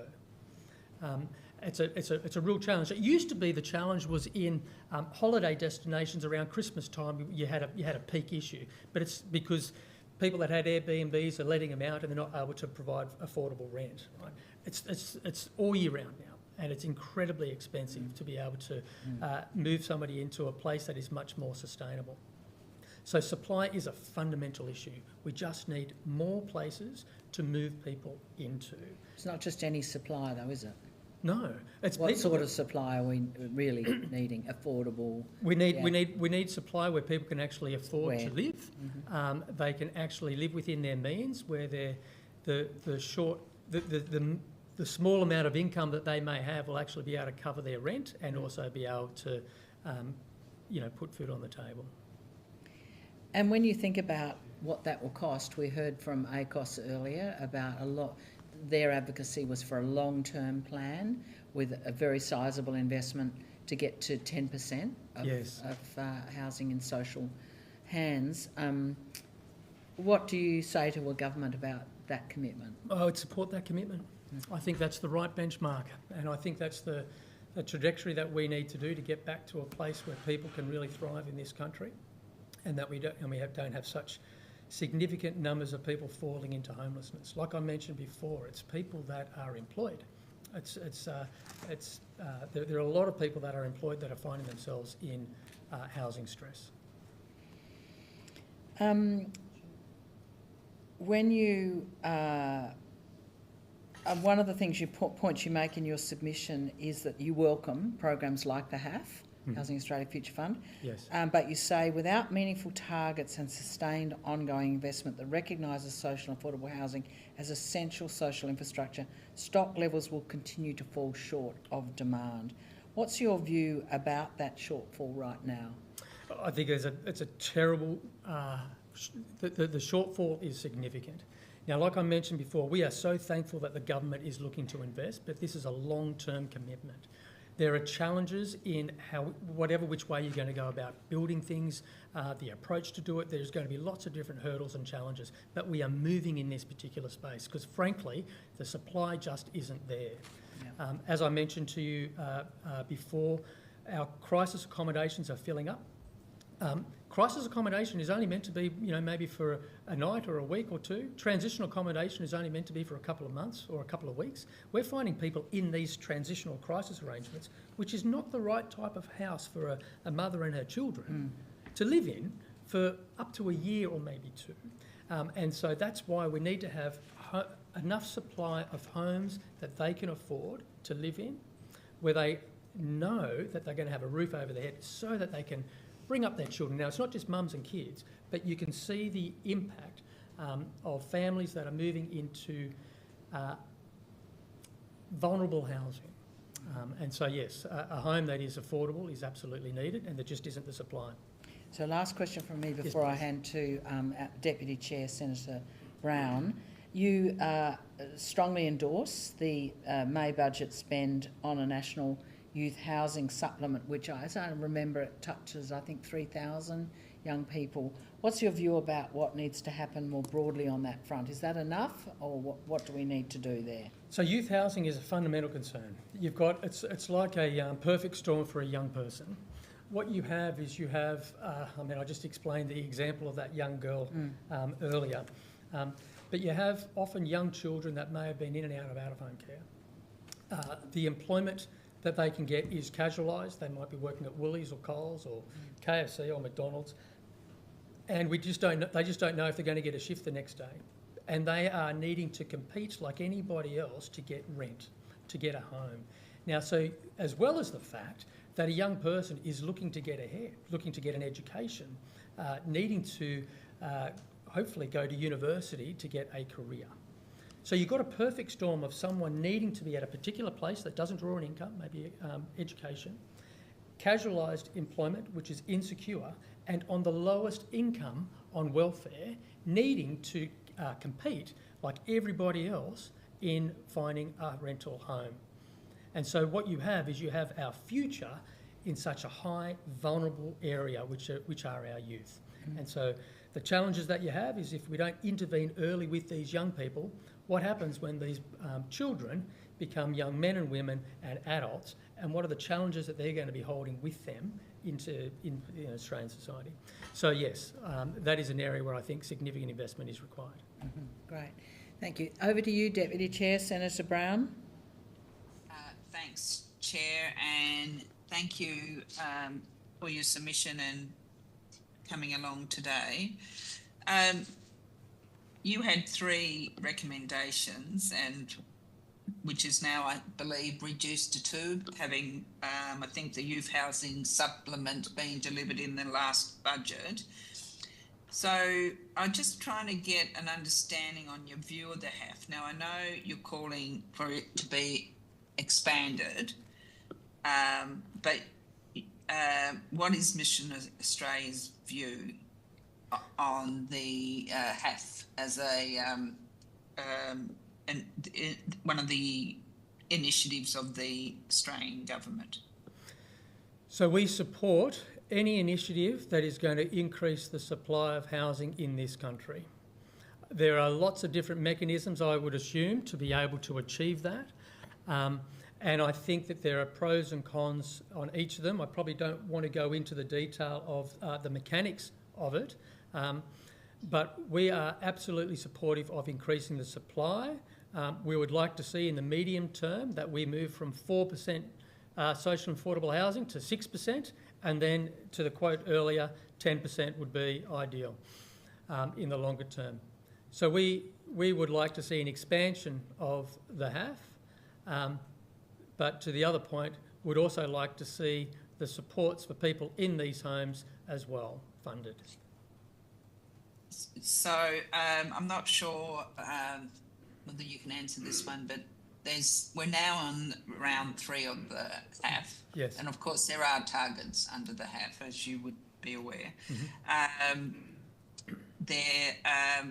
there's been some changes regarding round 3. They've taken, the Housing Australia have had a look at how round 1 and round 2 operated and what it delivered, and they've made some changes. Have you got a view on the changes that they've made? Not in detail in regards to the specific changes on round 3. Is that what you're asking the question of? Yeah, sorry. Yes, I was. That's okay. Is there a specific change that you are referring to? Well, they've got a particular funding item now for First Nations housing. Mm-hmm. But I think more, we have heard evidence here in the other inquiries around how Housing Australia is being more adaptable, more flexible to make sure the HAF is working as intended. Yeah. So there's 4, the 4 streams of HAF were Aboriginal and Torres Strait Islanders. There's a stream for affordable housing. There's more of a stream for social housing, and there's combinations of that. I think that the Mission Australia's view is that we need to continue down this charge of continuing to review the best way to be able to increase supply. It's a challenge in this country. We know that there is different challenges in terms of the cost to build, the workforce to be able to build, the priorities in this country that continue to be competing. The HAF is the mechanism that we have in front of us, and we are fully engaged to ensure that this is delivered the best way possible and the most humane way possible as well. And so this is where we are at. That's why we are advocating for the supports within these homes.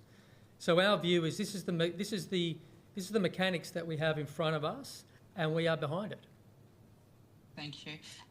What do you think then has changed in Australia's housing system over the last 20, 30 years that it's made it harder for younger Australians in particular to buy or rent securely? The cost to rent and the cost to buy is not reachable. The proportion of a home to purchase or the proportion of rent to be able to afford compared to an income that a young person can have is just it's unachievable. It's not possible for young people to engage. So the fundamental change over the last 20 years is cost. We believe that the fundamental reason for that is the lack of supply.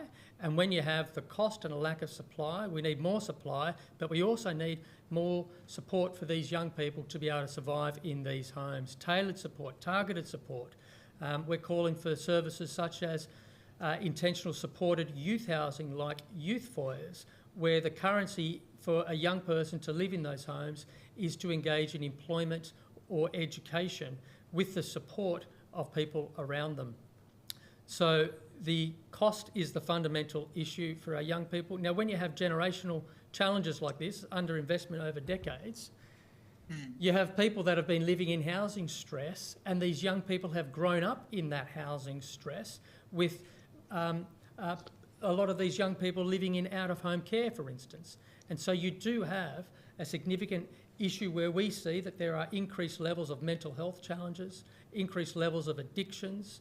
So we have a challenge where people need greater levels of support, our young people need greater levels of support in a context of a lack of supply for them to live. Yeah, thank you for that. So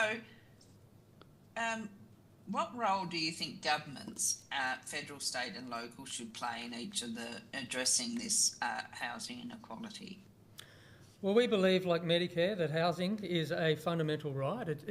Having a safe, secure home is something that is fundamentally important, and it's the responsibility of the government to be able to ensure that that is achieved.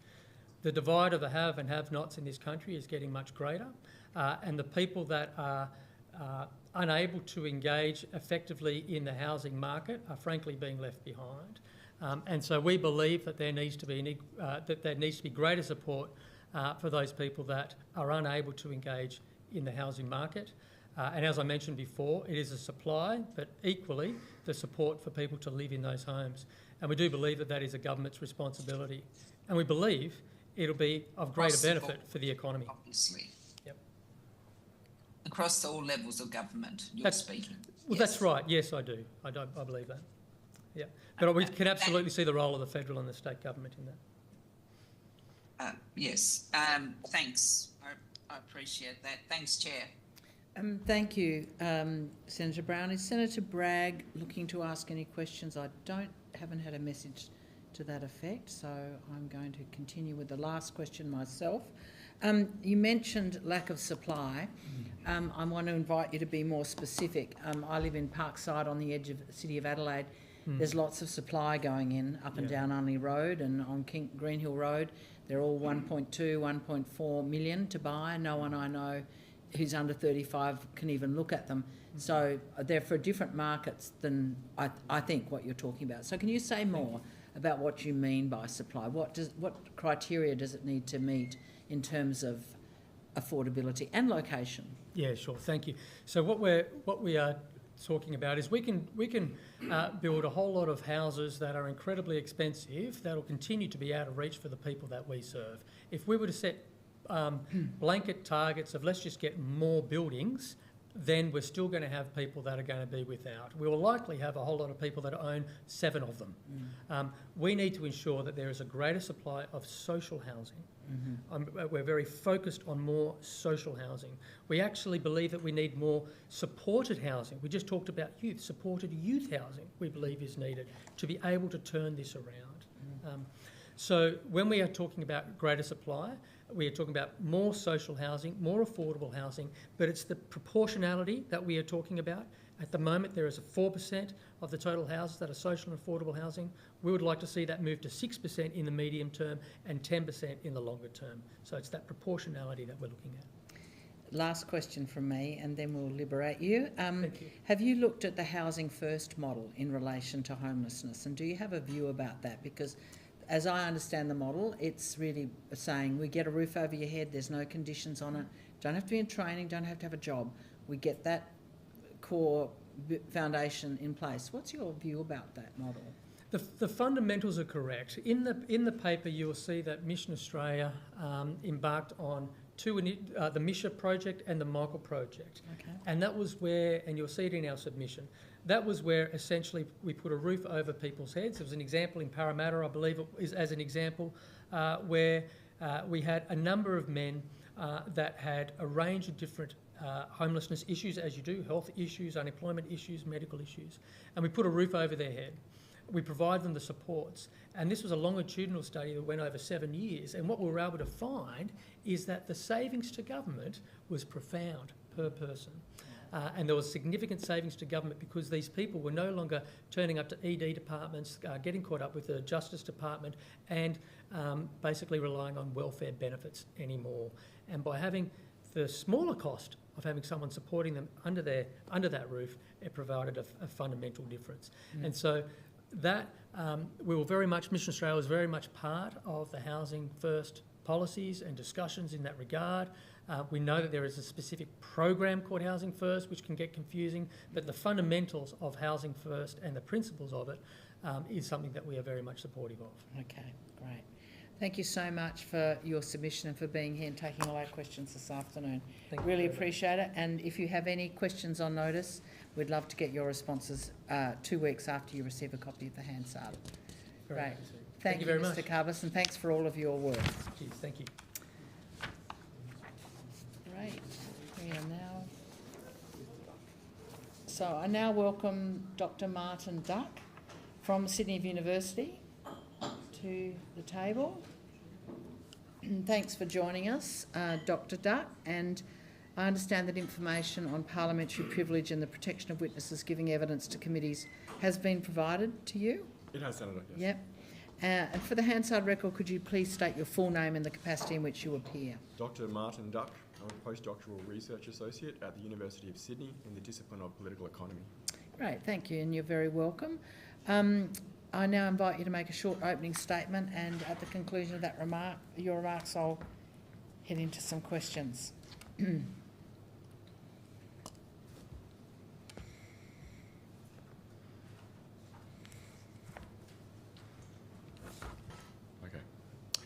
Australia has an asset-based welfare system. To achieve economic security, households are incentivised by a range of tax and other policy settings to invest in housing and superannuation. Residential real estate and superannuation holdings now total $12 trillion and $4.5 trillion respectively. This has made the median Australian adult the second wealthiest in the world. Although this can be seen as a policy success, wealth in Australia is highly concentrated at the top of the overall distribution, and particularly amongst wealthy older households. In 2024, the wealthiest 10% of Australian households had 15 times the wealth of the bottom 60%. Housing poverty and precarity, on the other hand, are concentrated at the bottom of the income and wealth distribution. Lower income and wealth households have few options beyond an expensive and insecure private rental market. There are currently more than 160,000 households on waiting lists for social housing. While public debate has focused on inequality between generations, it is greatest among younger households. Half, 49%, of the wealth of those aged less than 35 years is owned by the wealthiest 10% of that cohort. They own 25 times the wealth of the least wealthy 2/3. Data shows that wealthy young Australians are not, on average, becoming wealthy by saving and investing their incomes. They are rather more likely to have received money from the bank of mum and dad to purchase real estate. Inequality among both older and younger Australians is primarily a result of the skewed ownership of housing. It is likely to increase as inheritances totaling more than $5 trillion are unevenly received over the next 20 years. Under current policy settings, this great wealth transfer will be entirely untaxed, and a growing proportion will be received not as inheritances late in life, but as untaxed gifts strategically leveraged into real estate. Housing inequities are compounded by the superannuation system. Tax concessions for superannuation, 2/3 of which benefit the top 20% of income earners, now total approximately $50 billion per annum. Because older Australians with large superannuation balances can give significant portions of them to their children without incurring a tax bill, the scheme has rightly been characterised as a massive inheritance scheme. At around $35 billion, interfamily transfers are roughly equivalent to the lending of a mid-sized bank. Young Australians are, therefore, competing not only against wealthier, older households to purchase their first home, but against their peers in receipt of significant financial help from their parents. What is to be done? Australia has a long history of pumping public money into the housing market at the bottom via demand-side subsidies like first home ownership grants and not taxing it out at the top. This has inflated house prices, worsened inequality, and limited government revenue. While ending negative gearing and the capital gains tax discount for existing dwellings is a welcome and long overdue policy change, two areas remain urgent. A redistribution of intergenerational wealth in general, housing wealth in particular, and making investment in housing non-essential for secure lives. Addressing the first requires some form of taxations on returns from owner-occupied housing. This could be done through land taxes, taxation of realised capital gains, or through estate and gift taxes. Progressive taxation of the $5 trillion intergenerational wealth transfer anticipated over the coming 2 decades could raise hundreds of billions of dollars in revenue. This would go a long way toward funding care for an ageing population and to providing decent, secure and affordable housing options for all Australians. Addressing the second requires a significant and sustained investment in public housing, an improvement in the cost and security of tenancies in the private rental sector. The private sector alone has never provided enough suitable rental housing for very low and low income earners. It increasingly fails to do so for moderate income earners.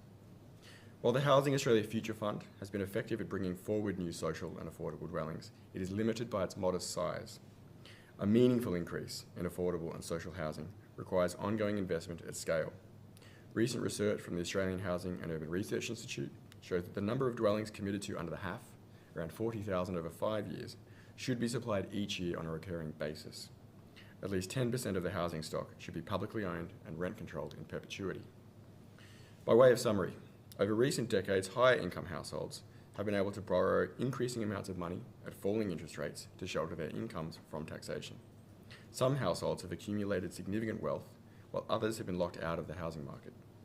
Unwinding the capital gains tax discount and negative gearing is a welcome reform that will reduce some speculative, effective demand for investment properties. This may, however, incentivise even greater investment in the entirely untaxed owner-occupied housing market and other financial assets, including preferentially taxed superannuation. Problems of intergenerational wealth inequality in general, and housing inequality in particular, will remain significant problems unless more ambitious measures are implemented. These should include progressive wealth and inheritance taxes to fund a substantial and sustained increase in well-located, high-quality public housing. The provision of secure and affordable alternatives to expensive mortgaged owner occupation would make home ownership less economically and socially compulsory, and the distribution of wealth and life chances more egalitarian. Thank you, Dr. Duck. May I ask what your postdoc field is? Is it housing or is it public finance? Or It is. I wrote my PhD on the financialisation of housing in Australia from broadly 1945 until the current moment, including the COVID-19 pandemic. So that involved tracing the evolution of fiscal and financial policy alongside housing policy to see how higher income earners could exert higher effective demand on the housing market through their ability to borrow more, especially after financial deregulation in the 1980s. So I would like to go to that if I can. You haven't talked about it in your comments just then, but what role have the banks and bank profitability and greater credit availability, what role has that played, do you think, in where we land right now? A profound role. If you track the provision of credit alongside house prices, they almost perfectly match. And it really comes down to people's surplus income. So by definition, a higher wealth or higher income family has more money with which they can secure a loan. And the bank is very happy to secure a loan against housing or land, really, because it's excellent collateral. So up until the 1980s, the government actually directly limited interest rates, and it put qualitative lending controls on the financial sector so that new housing or loans had to be provided to provide new housing. That provision was removed, I think, in 1986, if I can take it on notice. I'd like you to take that on notice. And that graph you describe also? Yep, I can provide that in detail. Thank you. From that time onwards, the banks could essentially aggressively lend for not only in owner-occupied housing, but also investment properties. And crucially, up until the 1980s, 1990s, investment loans in buy-to-let investment properties were treated as business loans. They were more expensive, they had high interest rates, shorter durations, they were higher risk. Following financial deregulation in the 1980s, they were treated as, after the Campbell inquiry, which basically argued for financial neutrality across all asset classes, the housing market got intermingled. So buy-to-let investment properties and owner-occupied housing became asset classes in the same market. So the houses are liquid and could be sold into and out of that market. And of course, that was turbocharged in 1999 with the introduction of the capital gains tax discount. But it wasn't just the CGT discount. It was how it interrelated and compounded with the deregulation of finance. It's the crucial criteria. And then, of course, politically, when any threat to someone's investment property is widely and quite rightly perceived as, or any reduction in demand is seen as a threat to the value of all real estate, it becomes politically very problematic to unstick that, which is why myself and I think colleagues were surprised in the recent budget when changes were made to the CGT discount and negative gearing. So we're looking forward to evidence from the banks as part of our inquiry. And we read in research that mortgage lending is quite, over a mortgage is quite considerable profit for a bank there. When they look at, if I've understood your evidence correctly, before the 1990s, investment loans had a different security and different profitability than housing, and then they were smooshed, and there became no incentive to lend to homes over investment. Precisely, and higher income earners in the post-war boom could get finance in addition to what they would get to top up from life offices and insurance companies and things and other financial entities, but the banks themselves, which are state banks, were quite constrained in what they could lend for and at what rates they could lend at. So if you were able to give us any, on notice, a description of the way that unfolded, that would be very useful to us. I'll provide my PhD thesis. Thank you, it's excellent.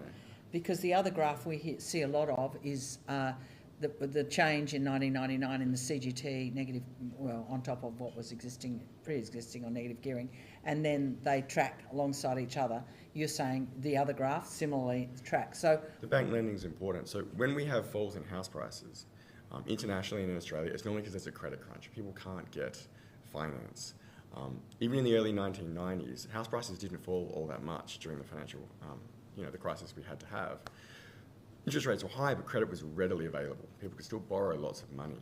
So it's the credit crunch that really makes house prices fall, which is why in the current moment, with the bank's balance sheets are sound, the labour market's quite resilient, I'm not really expecting huge falls in house prices. They'll bottom out pretty quickly, I think, because people can still borrow lots of money. And high wealth people can borrow a lot more than low wealth and low income people. And we wake up every morning, I'm sure you read the financial press, which tells us that we are on a precipice possibly of a significant, correction. Yep. Some people like that word, others don't. What's your reading about that point of danger at present? What's your view about the pausing or the slowing in auction clearance rates and the possibility of a decline? I'm entirely unconcerned. I think it makes more sense to talk about house prices linearly in terms of time. So right now, house prices have gone back to where they were in February. We're still 5.8% above where we were 12 months ago. During the COVID-19 pandemic, they went up 25%, with no immigration at all, right? So population's out of the question. So yeah, I think we should talk about it in terms of time. So if someone's bought earlier than, say, February, they're probably still a bit ahead. If someone bought in 2019, they're a very long way ahead. So their chance of negative equity is tiny. And also, even with people who bought with, say, a 5% deposit, if they keep their job and they've got enough liquidity, they're not going to realise the loss. So if anyone can actually just ride out this moment, I think the housing market will sort of tick up again, hopefully, and I think probably less quickly than it had been. But that'll give wages a chance to catch up because, by definition, if you want housing affordability to improve, wages have to go up faster than incomes. It's that simple. And then interest rates come into it, but that's an affordability measure that's a bit different to the asset price. Yes. One of the perverting effects of this last 30 years is it, I'd like your view, that we've seen money, bank lending, go to a predictable and secure return. Yes. In terms of bricks and mortar, yep. And it's been drawn away from more risky, yep. possibly more innovative investments which can grow productivity in a way that bricks and mortar investment doesn't. Can you comment on that? So there's been a glut of investment in housing, and I think you could argue convincingly that there hasn't been enough investment in other things that would improve productivity. Because for the banks, it's a sure bet. And because the state, the government generally has backstopped the housing market, it did so during the global financial crisis, it did so during the COVID-19 pandemic, households have gotten accustomed to house prices perpetually rising because the government has made sure that they have. When house prices fall because of exogenous factors or a financial crash somewhere else, it's unfortunate. But when they fall because the government does something sensible, it's a crime, and the media gets on top of it, right? But we haven't had really sustained, like, deep house price falls in Australia since 1893. Even during the Great Depression, they fell 11 to 13%, and in the 1990s, they didn't fall all that much. So GFC about 7%. yeah, but like quite a modest trough, really, Yes. by historical and also international standards. And then anyone who bought in that trough has made a lot of money. If you were in charge of APRA tomorrow and setting prudential Yep. controls, and we've had APRA before this Yep. committee, and we're interested in prudential Yes. steers Yep. towards the better outcomes, what would you be doing? I detailed this in the PhD, and I've got it in a forthcoming paper. Well, we're looking forward to including the PhD in our footnotes. So basically, between 2014 and 2018, APRA was quite concerned that interest-only and investment loans were too large a proportion of banks' balance sheets, and there was prudential risk building up because those types of loans and those types of investors and purchases were more price-sensitive than other purchases. So what they did is they set benchmarks and basically said to the banks, you can lend this amount of your loan book for investment-only loans and this amount for investment properties, but you're not allowed to go above that. And what happened was credit continued to grow at the same pace that it had done. So there was no total overall reduction in the availability of credit. So first-time purchases could still get finance, but you had a switch in the lending from interest-only speculative loans and investment loans to people who were going to live in the houses that they were purchasing. And then, of course, in 2018, house prices started to slip in Sydney, and they were very promptly unwound. But there is a role for APRA and for financial regulators to manage house prices. They demonstrated that they can do it because they did do it. But in all the public statements from APRA, from the RBA, they're very explicit that they target balance sheets. They don't target house prices, but they could, and they had an effect. So. And you would recommend that as a lever we should use more assertively? Yes, and it's very subtle. It can happen in the background. So politically, I mean, it's complex, and no one would really be up in arms about it. It would be such a minor tweak to the financial system that would make it more secure and would direct lending for the purpose of housing, which is people to live in them, and reduce lending to more risky and speculative loans.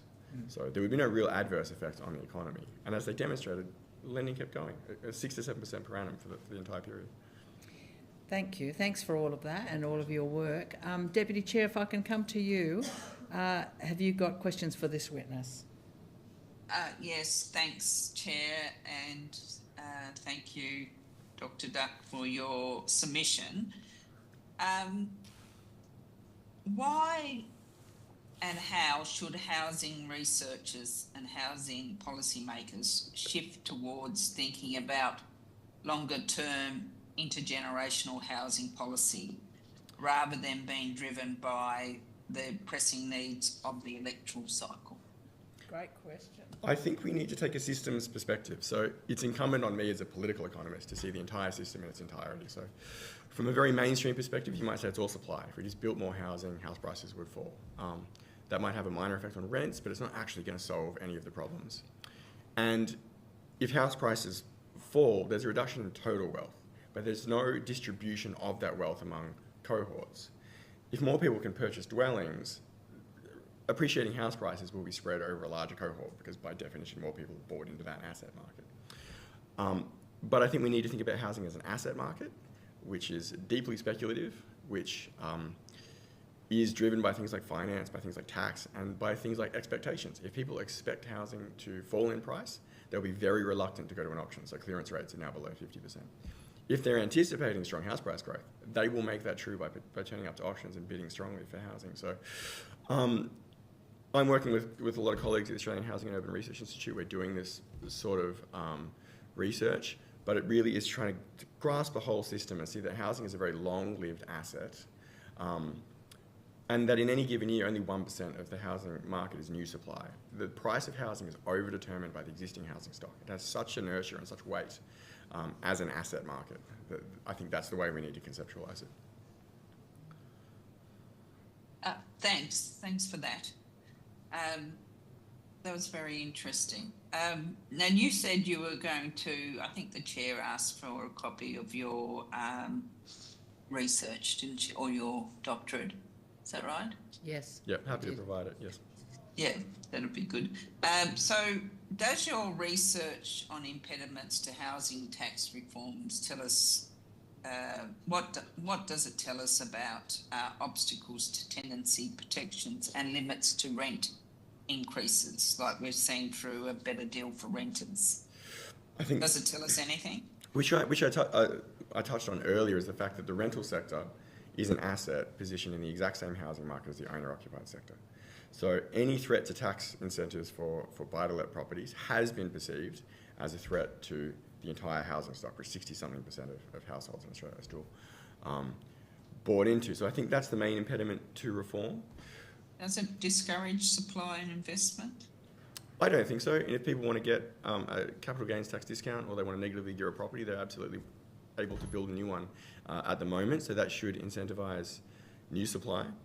I think the other thing that in Australia we've got very accustomed to this idea that familial wealth is sacred. People accumulate wealth throughout their lifetime and they give it to their kids. And because we have this asset-based welfare system, some households build an extraordinary amount of wealth and they can give it to their children during their life courses to leverage into property. So young people's life courses are really determined by their position in this asset market. Do they inherit money? When will they inherit money? How much money can they borrow with that money? Because you can leverage it heavily through the financial system, as the Senator was saying. So any discourse or any discussion around inheritance taxes, death taxes, taxing superannuation a little bit more heavily doesn't get any political legs whatsoever. But as I said before, a sinking housing market doesn't redistribute any wealth. If you want to redistribute wealth, you have to redistribute wealth. And then you can use that revenue to make better housing options for people by the government building housing.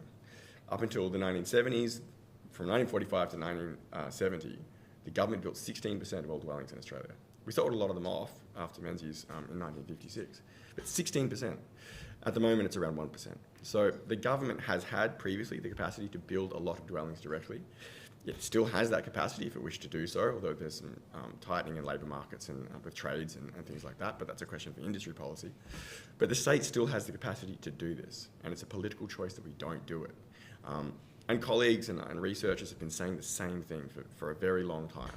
That the government's involvement in housing should not be pumping the price of it at the bottom of the market. It should be building and renting it to people who need it. So the government has made increasing social and affordable housing supply a priority through the Housing Australia Future Fund and the National Housing Accord and other housing initiatives. Yes. What's your view on those initiatives? The HAF is a very welcome initiative. For the people that live in the dwellings that are going to be supplied, it's going to enormously change their lives. It's a good thing.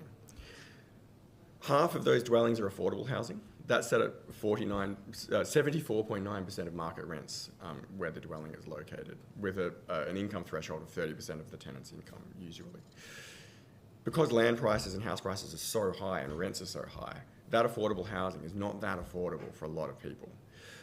It's not deeply subsidised, publicly owned housing that, if we owned in perpetuity, we could start to generate higher rents because the economics work the same as owner-occupied housing. The loans get paid down and the rents tend to go up, or the imputed rent for an owner-occupied, right? So it becomes lucrative over time. Yeah. Until the 1970s, the state housing authorities were generating modest surpluses because they were using cost rents. And then after that, we moved to average rents and then market rents. And then we concentrated very low income earners in that housing and sold it off at the same time. So the ability for the sector to generate a surplus or to generate money was radically reduced, which meant that the subsidies got deeper and deeper and deeper and it got more expensive for government over time. So if we set a target, as the Speaker from Mission Australia was saying before me, of 10%, and we said, hey, we can do this by 2050, we could set about doing it. We do it with all sorts of other major infrastructure and spending projects in Australia where we spend tens or hundreds of billions of dollars. It's a political choice that we continue to make. It is a very broad strategy and plan that this government has put in place to too. So when we think about housing strategies and plans for in the longer term, what do you see as what has actually been happening over the last decade or so? I sort of note two things there. Once the availability payments of the Housing Australia Future Fund are committed, so those 40-odd thousand dwellings, that $10 billion is fully committed. So there's no new money for new social housing currently forecast. There was no new money for social and affordable housing in the 2026 budget. So that sort of subsidy or that sort of mechanism either needs to be made much, much larger, or we need direct grants and outlays to build housing on public land or with community housing providers and the rest of it. The community housing sorry, say funding in there is housing funding going forward from other budgets, as you be aware. Yes, but once the HAF is fully committed, there's no new mechanisms to my knowledge that I can take it on notice and look into it for more social and affordable housing in Australia. There's the Housing Accord. Yes, which is mostly designed to get the private sector to provide housing. Produce social housing. Yes, but not public housing. Yeah. And you know, through the GFC, we transferred a lot of the public housing to the social sector. The social housing sector and the community housing providers do great work. But by doing that, we hollowed out the public housing sector and the capacity that the state had to do those sorts of things directly itself. So there's a sort of tension here where we're trying to get the private sector to do things that the public sector used to do, but it's always and states and state governments as well. Yes, so through the state Commonwealth Housing Agreements from 1956 until the NRAS and the NAHA in 2007 or 8. Yes, the Commonwealth government and the states did it in combination. But now, in a broadly neoliberal political climate, we're trying to get the private sector to do it. And it is always more profitable to build unaffordable housing than it is to build affordable housing. So expectations of the private sector to do this, I think, are going to be disappointed. There's no real mechanism for the private sector to do it. As I said, I think in my submission, the private sector has never built enough public or private affordable rental housing for Australians. So, sorry, my question was not just about this government, but what has happened over the last 10 years or so in terms of other housing initiatives. Oh, sorry, I misunderstood the question. So during the global financial crisis, we had the Social Housing Initiative under the Rudd-Gillard government, which provided a huge increase in social and affordable housing. They put, I think it was $42 billion. It was a $42 billion package towards social and affordable housing. Prior to that, during the 1990s, the provision of public and social housing fell off a cliff. I think it peaked at around 6 or 7% of the total housing stock and fell to public housing was about 2.9% of the total housing stock. And if you include social and affordable housing, we're at about 4%. So broadly from the 1990s or the late 1980s, we've seen a very, very steep fall off in government activity in providing directly or indirectly social and affordable housing. So essentially 96% of the housing stock is private assets owned by private people who are seeking rents and capital gains. That is true for owner-occupiers, and it is true for buy-to-let investors. Okay, thanks. Thank you, Dr. Duck. Thanks, Chair. Thank you, Senator. And I've just got a couple of follow-up questions. We make the choice, governments have made the choice to borrow or to spend 270 odd billion on a submarine project for many years ahead. Yep. Why do we not? What's your assessment of the barriers to making the same commitment on putting a roof over the heads of all Australians, especially those who can't afford to do it themselves? I think part of it's the stigma. A stigma in Australian culture that public housing is undeserved in some ways. There's also possibly a fear that if you build social and affordable housing at scale, it will have sub-market effects. It might depress rents or give people an option not to rent from a landlord who they would rather not rent from. That landlord has a strong interest in keeping a tenant and not having public housing as an alternative. With defence spending, it's very hard to get the private sector to do it. Obviously, it's a state thing. The state, the federal government, not even the states, really the sole agent who can do that. Where with housing, we can continue to construct this discourse where we can say, well, the private sector will just do it, we don't have to do anything. And that's what we've been doing since, really the 1980s. And even before that, Menzies was really doing his best to sell off public housing. He didn't really want Australians to have a viable tenure other than private renting or home ownership. So I think part of its ideology, part of its culture, it's the weight of history, and it's the fact that the balance sheets of households are heavily laden with housing wealth. So any threat to that housing wealth is a political lightning rod for politicians who have to make these policies and these decisions in short electoral cycles. Why can private housing, the market, not meet the needs of what we know to be at least 640,000 people living in housing stress now? And we heard evidence today that the Mission Australia, I think it was, who said they expect it to be much higher in the next census. Why can the market not do it? Is it all about margins and profit? It's about margins. So if you're going to get a build-to-rent, like build-to-rent has been proposed as a solution to the rental crisis, a real estate investment trust or an entity that's investing in build-to-rent wants a yield of 8% to 10%. The yield is always going to be higher in commercial real estate or unaffordable housing because people can pay higher rents. So there is a subsidy gap there. That means that if you're private capital, and you can't really blame them for this, they go where the high yield is. They can borrow a lot of money, they can build a tower of dwellings, but they want that 8% yield. If bonds are 4%, they're not going to build affordable housing that has a return of 4% because they might as well buy less risky things. So it's the risk and the return combined. And do you have any comments to make? I've got two last questions on NRAS. The NRAS was short-lived and obviously got turned off pretty quickly. But again, that's trying to get the private sector to do pretty shallowly subsidised rental housing. I think it was based on the American low-income tax credit scheme, which has much stronger government sticks. It's a bit of a carrot because people get tax credits, but the government has a much bigger stick to enforce these things. And I'm not an expert on the NRAS, but in America, they're much longer duration programs, whereas the NRAS was so short, it didn't give investors confidence that they were going to actually get a return. And then once the NRAS expired, the houses went back to the private sector. So it's gone. They're not publicly owned in perpetuity where the rents go up and the debts go down and you can get a self-sustaining system. I imagine that you are supportive of the changes in CGT and negative gearing, but I want to hear your commentary on the way they have been crafted. What's your view about how helpful they will be? I think that grandfathering is always inequitable. There are some claims there that these benefits have been locked in for some people rather than others. But at the same time, I get the political calculus that's being made, and I was talking with other housing research and advocates in the space, and they're saying it's not perfect, but it's long overdue, and structurally over time, it'll help. Most rental properties go positive over about 5 years. So by definition, all the currently negatively geared properties will kind of turn positive, negatively gearing will go away for those people. But broadly, very much in favour of it.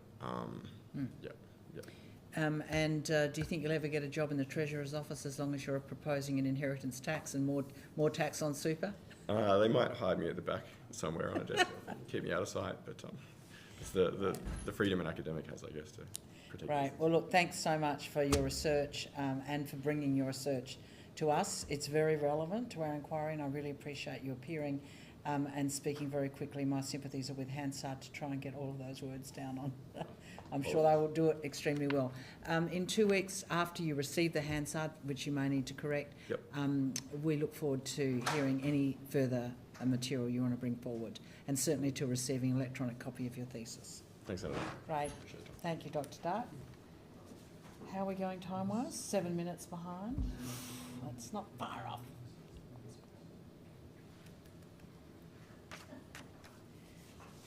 Okay. Welcome. Good afternoon. Good afternoon. Please come in. It's 3 o'clock. It must be Hope Housing and Police Bank. Good. Well, you're very welcome. So I welcome representatives from Hope Housing and Police Bank. It's lovely to see you in person. We appreciate that. I understand information on parliamentary privilege and the protection of witnesses giving evidence to committees has been provided to you. Thank you. For the Hansard record, could you please state your full names and the capacities in which you appear today? Peter James Remfrey, I'm the Chair of Police Bank.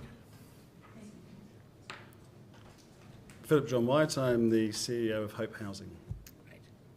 My name is Sophie Dory Corrigan-Lyon and I'm a customer of both Hope Housing and Police Bank who has gone through the process, and I'm an intensive care nurse. We've read your story. Thank you, and it's lovely to have you here. Let's start with your experience. Can you... opening statement. I think I know my lines by now. Excuse me. You want to get straight to the good part? No, I do. I love to hear those experiences. But please, I invite you to make a short opening statement and at the conclusion we will begin some questioning. Thank you, Senator. In 1999, a registered nurse in Sydney would have needed 5 times their annual wage to afford a medium-priced house. Now it will take over 18 times. In Brisbane, it's 14 times. In Perth, it's 12. In Hobart, it's 9 times. Even in our most affordable capital city, it would still take more than 8 times the annual wage of a registered nurse. Whilst home ownership rates have been declining across Australia for the last few decades, it's been declining 1.5 times faster for our essential service workers. This is the market failure that Hope Housing was established to address. Thank you for providing us the opportunity to meet with you today. As I said, my name is Phil White. This is Peter. Peter's the Chair of Police Bank, which is our distribution and banking partner. And as Sophie mentioned, she is an intensive care nurse, but also a homeowner in Sydney, thanks to the assistance of Hope Housing. So Hope is a not-for-profit fund manager. We raise capital from investors that we then co-invest alongside essential workers like Sophie to help them buy properties and homes close to the communities that they serve. We have no income caps, we have no property price caps. All we require is the essential worker buys a home that's appropriate for their needs and within 30 minutes commute of their place of work. Hope will fund up to 50% of the purchase price of the property, and the home buyer uses their deposit and a standard home loan from Police Bank to buy the remainder of the property.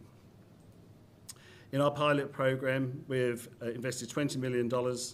We've helped 39 essential workers to buy 26 homes in Sydney. We are now starting to scale the business nationally, and our next investment is likely to be in Perth. Since the launch of the federal government's Help to Buy scheme in December 2025, Hope has focused on essential workers that are ineligible for the government scheme, either due to earning above the income caps, needing a property that's above the property price caps, needing more capital than the Help to Buy scheme is able to invest, or not being a first home buyer. Hope's homeowners are typically mid-career essential workers. They are your team leaders, they are your deep professionals. They often earn more than what the income caps state, but still can't afford to buy a property in the communities that they serve. Without Hope, they tell us that their choices are to rent, relocate or resign. They rent, which does not provide them housing stability, does not allow them to retire into the communities that they've served, and puts them at risk of retiring into poverty because, as you probably know, our superannuation scheme, whilst world leading, is predicated on you owning your own home outright to retire comfortably. Or they relocate to a cheaper area, commuting long distances with all the stress that that puts onto them and their families, and the risk that comes with travelling long distances after a long and often stressful day at work, which is compounded for those that are on shift work or those that are on call. Or they are forced to resign from the profession that most of them love, but for the sakes of their future of their family, they can no longer stay in. In contrast, with Hope, and I'm sure we'll hear from Sophie, our homeowners tell us that they experience a 95% increase in peace of mind, 54% reduction in burnout, 32% improvement in mental health, 63% increase in satisfaction with their home life. And notably for their employers, which are generally our government organisations, they also tell us that there's a 25% improvement in their productivity and 39% improvement in their willingness to stay in their current location. There is an opportunity for federal, state and territory governments to support their essential workers and helping to accelerate the growth of affordable home ownership solutions such as Hope. We've identified the following opportunities for government support. You can invest in a Hope fund or provide guarantees to investors that will create more liquidity in this market, which will attract more private capital and allow us to support more essential workers into home ownership. Where there is an essential worker need, but the forecast returns are below what investors need, provide access to the Housing Affordability, the Housing Australia Future Fund, financial contributions. For example, this may include availability payments where new apartment developments have long-term capital appreciation that is below market returns. And finally, to consider affordable home ownership solutions alongside affordable rental and social housing solutions when setting legislation and policy settings. If the government agrees to explore this further, we would welcome the opportunity to work with you and the investors to design a multi-year program that is tailored to meet the needs of both the government, our investors, and of course the Australian essential service workers. Peter would welcome questions relating to the challenges facing essential service workers in Sydney and across Australia. And Sophie, of course, would be delighted to share with you her home ownership story. Great. That concludes our opening remarks. Thank you. Thanks, Mr. White. Thank you for that description and that background. I'm looking forward to hearing about the issues that face essential workers. But can we start with your story, Sophie? My name is Sophie. I'm 37. I bought my property back in 2023 after about 9 months of housing search. I grew up and started my career in rural Australia. I used to commute as a new graduate nurse with an 8-hour turnaround between shifts, micro-sleeping at the wheel, 45-minute commute on a drive at 110 kilometres an hour. So I moved into Newcastle, where I then pursued my career into intensive care nursing. At the time, I was always told, you can't move to Sydney, it's too expensive, it's just not a great lifestyle, particularly because my income was not going to change, it was going to remain the same. So after about 3 or 4 years under my belt, I decided I had learnt what I could in intensive care nursing in Newcastle, so I decided to move to Sydney, and that was 10 years ago. Comparatively, at the time, my rental cost based on a shared housing model was $170 a week, living within a 5-kilometre range to the hospital. When I moved to Sydney, that went to $350 per week, and that's without any other living expenses. So for the rest of the years that I remained in Sydney, buying a house in Sydney wasn't necessarily on the cards. I come from multi-generational families of frontline workers. My grandmother was a teacher. She was able to afford to live in Sydney at that time in the 60s, but with the big support of certainly generational wealth there. My parents got married as frontline workers in the 80s, and they left Sydney immediately because of the cost of living. So me returning to Sydney was certainly, do it for a couple of years and then move back home. And then when I was looking after COVID and going through the hours that I was working, suddenly one of the plus sides of that is that I did have a bit of money under my belt where I could look into opportunities. And I thought, gee, just after COVID, surely there's some opportunities to look at if there's anything that I would qualify for as a frontline worker and a first home owner as well. What I found was I sat in this in-between gap. I earned too much money to really get any state government subsidised rental or housing schemes, but I did qualify as a home owner for the First Home Buyers Grant. I was able to certainly afford a certain level, which I got pre-qualified for initially under the scheme, and then until I found Hope Housing, where a spot opened up, and under investigation it turned out that I would qualify for something that was closer to work. I'm like a 10-minute drive or less than a half an hour walk now to work, where I would have still been having to live further away from work at the time comparatively. So it at the time felt too good to be true, but certainly through a lot of different homework and diligent research, I found that it was a really great opportunity, and it was interesting how it worked, like buying a home by yourself as a single income, working in healthcare, and I was at the top of my career. I wasn't going to earn any more money because I already had done 8 years as a clinician, and I was working as an after-hours educator in the intensive care unit at the time. It was like I was going to remain static. So the opportunity that I was able to get to actually buy, like I was looking around and I found a house that was almost too good to be true, and then I called Hope and they have an independent, there are certain legal requirements that you have to meet on both sides, and actually having that legal backing where they're comfortable with that investment as well gave me a lot of confidence as well that I had made the right decision, that this was a good opportunity for me. And the relationship that I've had with the financial institution as well has been very supportive and generally easy to work through, being a first home buyer. So I've had promotions, I have a routine, I get sunshine and my vitamin D levels are a lot better than they used to be. I get involved in my community, I'm comfortable, I'm not stressed about reapplying for rentals every 12 months or whether I'll be asked to leave or have to go through that whole experience again. So, and I still can't believe that I bought a property in Sydney in the CBD. Mm-hmm. Thank you, that's a great story. I wonder, Mr. Remfrey, if you could tell us a little about what it's like to be an essential service worker in Sydney. Sure, thanks, Senator. My background is the police union. I was the secretary of the Police Association for 20 years and worked for them for 38. I've subsequently been part of the bank for the last 9. The police bank was formed in 1960 as the police credit union. We're a mutual bank in the same way that credit unions operate. We were formed in those days because police, along with a lot of other employees, when a lot of credit unions were formed, you come from the credit union state in South Australia.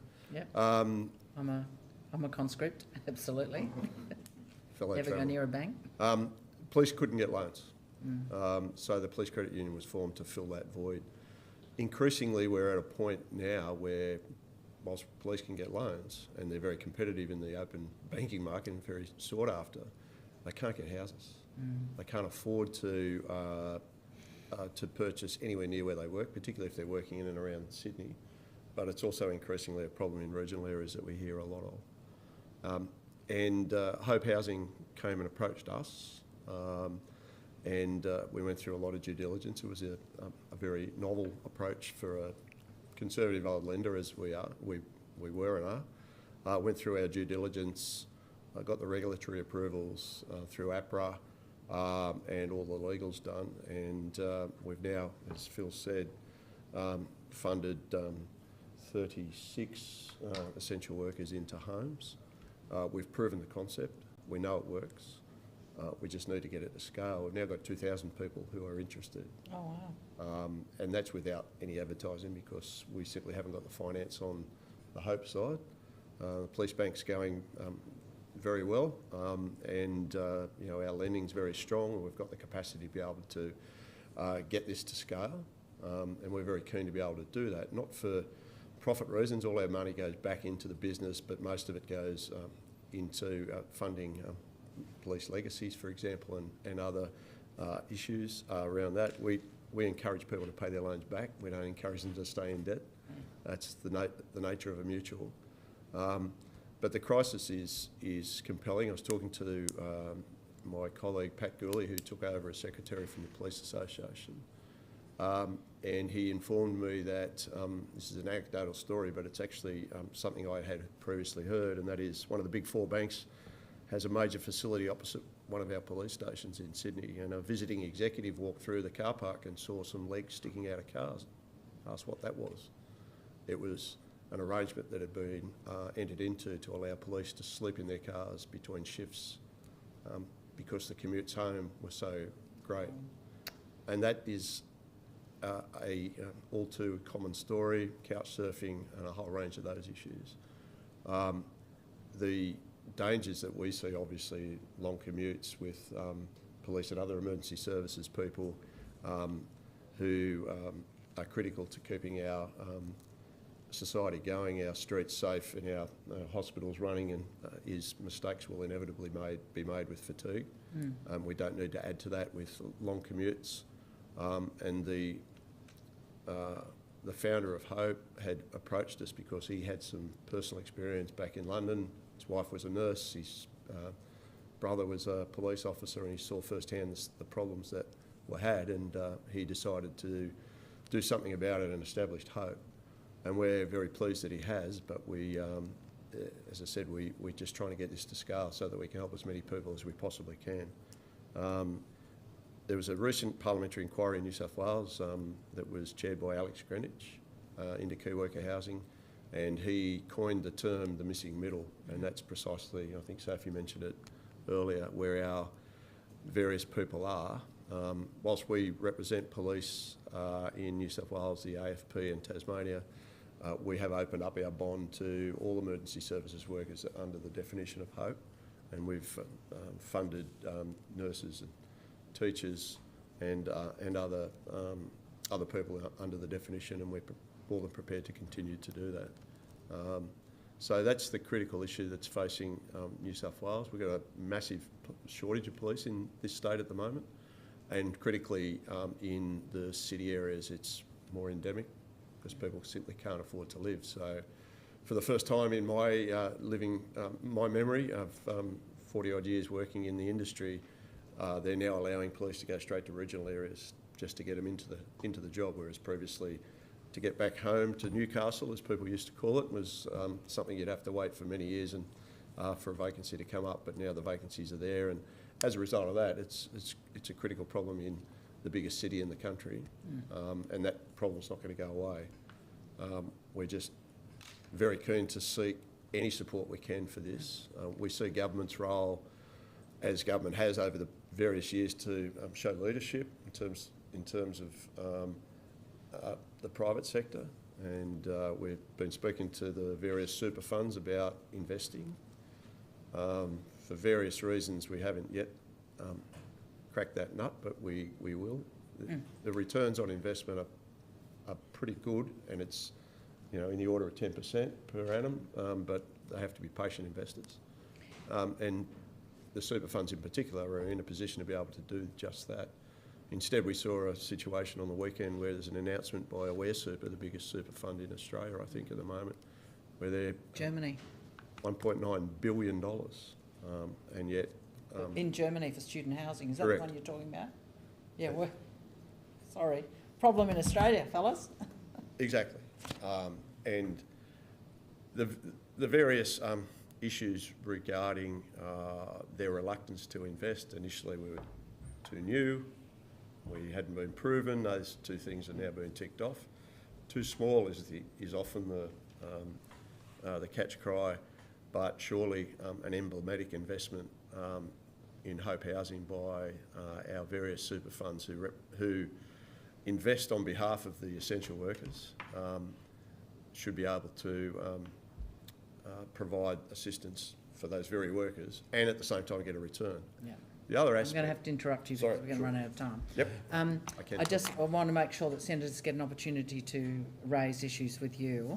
I want to make sure we understand the business model. It's eventually a shared equity situation, so that's and you both can meet a 10% return. Is that what you're looking at? So it is a shared equity model. It is unique in the fact that it is the Hope share is pari passu with the bank and the homeowner, unlike the government schemes which are second mortgage arrangements. But basically, it's correct. It's a shared equity arrangement. There is no rent to pay on the Hope share. When you sell the property, Hope gets its share paid back. Or you have an opportunity every year to buy equity back from... Okay. And when you buy back, it's at the market prevailing rate market at that price. point. Okay, good. I guess, so I'm very interested and supportive of models that meet the middle. Excuse me. And look after our essential workers. I guess what I hear is scale. That's a small number of people and quite a lot of money. But also, it's essentially a model on the demand side. Correct. Feeds demand, doesn't address supply. I just wonder what you say to that concern. So we have our signature fund, which is trying to show to investors that we can surpass a 10% return to meet their investment requirements. We know that brand new properties, especially high density, don't have the same capital return profile over the long term. But our job is to marry essential worker demand with investor appetite. So if we see, as we put in the submission, if there is a need for essential worker housing, I see this very much like the role of HAF, where the economics don't stack up for private capital in their own right. The government can, if it wants this to happen, it can contribute to make it economically viable for private capital providers to join, and that's what we're seeking to do. And we can do a supply-side solution, We are set up to be a fund manager, and we could run funds that were all Queensland high density if Queensland government wanted to support that. If the federal wanted to support high density across the nation, we could do that. You can do new build. So we can absolutely. And we have been talking to developers in New South Wales around infill, which would fit with certainly the New South Wales government's plan to try and use infill development to try and meet the housing needs. Can I ask one last question before I hand over to the Deputy Chair? Why are super funds hanging back? What's their thinking? I think there's two primary reasons. One is nobody wants to be first, and it isn't just a first mover disadvantage. I think they don't want to be first and be left as the only party that comes in. And the second part is this is a long tail investment, notwithstanding that we know that home buyers would like to buy equity back. Last year we saw 5% of the equity in the fund bought back by our existing home buyers, more than we expected, but just shows that they want to achieve 100% home ownership. In a difficult, where wages aren't rising. Correct, but we don't have an obligation or a tail. So if you're in the home and you can't ever afford to buy equity out, then you can stay in that home until the day you die without having to pay anything for hope. That puts a long tail, and that's the issue for some institutional investors, is they need confidence of when they're going to exit the investment. Okay, very interesting. We do believe scale will fix that problem. Okay, because that will give you the more of a mix turnover that you expect. I think the average home loan's 3 to 5 years. People do move. It's certainly my lived experience, and I think it's also the experience of people today. But you don't get much movement amongst your 38 people, though. We do. So we did our first investment in the end of 2022. We've had 2 home buyers already completely refinance us out. Now, they didn't move. They actually, circumstances changed to allow them to buy our equity out in its entirety. So some of those life events that happen to all of us happen to our essential workers as well. So we do think that there is a really good repayment, just a long tail, and there is ways to structure around that risk. But we do need the assistance of government who can take that patient look, and again, whether that's a state or a federal or both, you can make that happen by addressing those risks for the private capital providers. Thank you. If I can go to you, Deputy Chair, Senator Brown.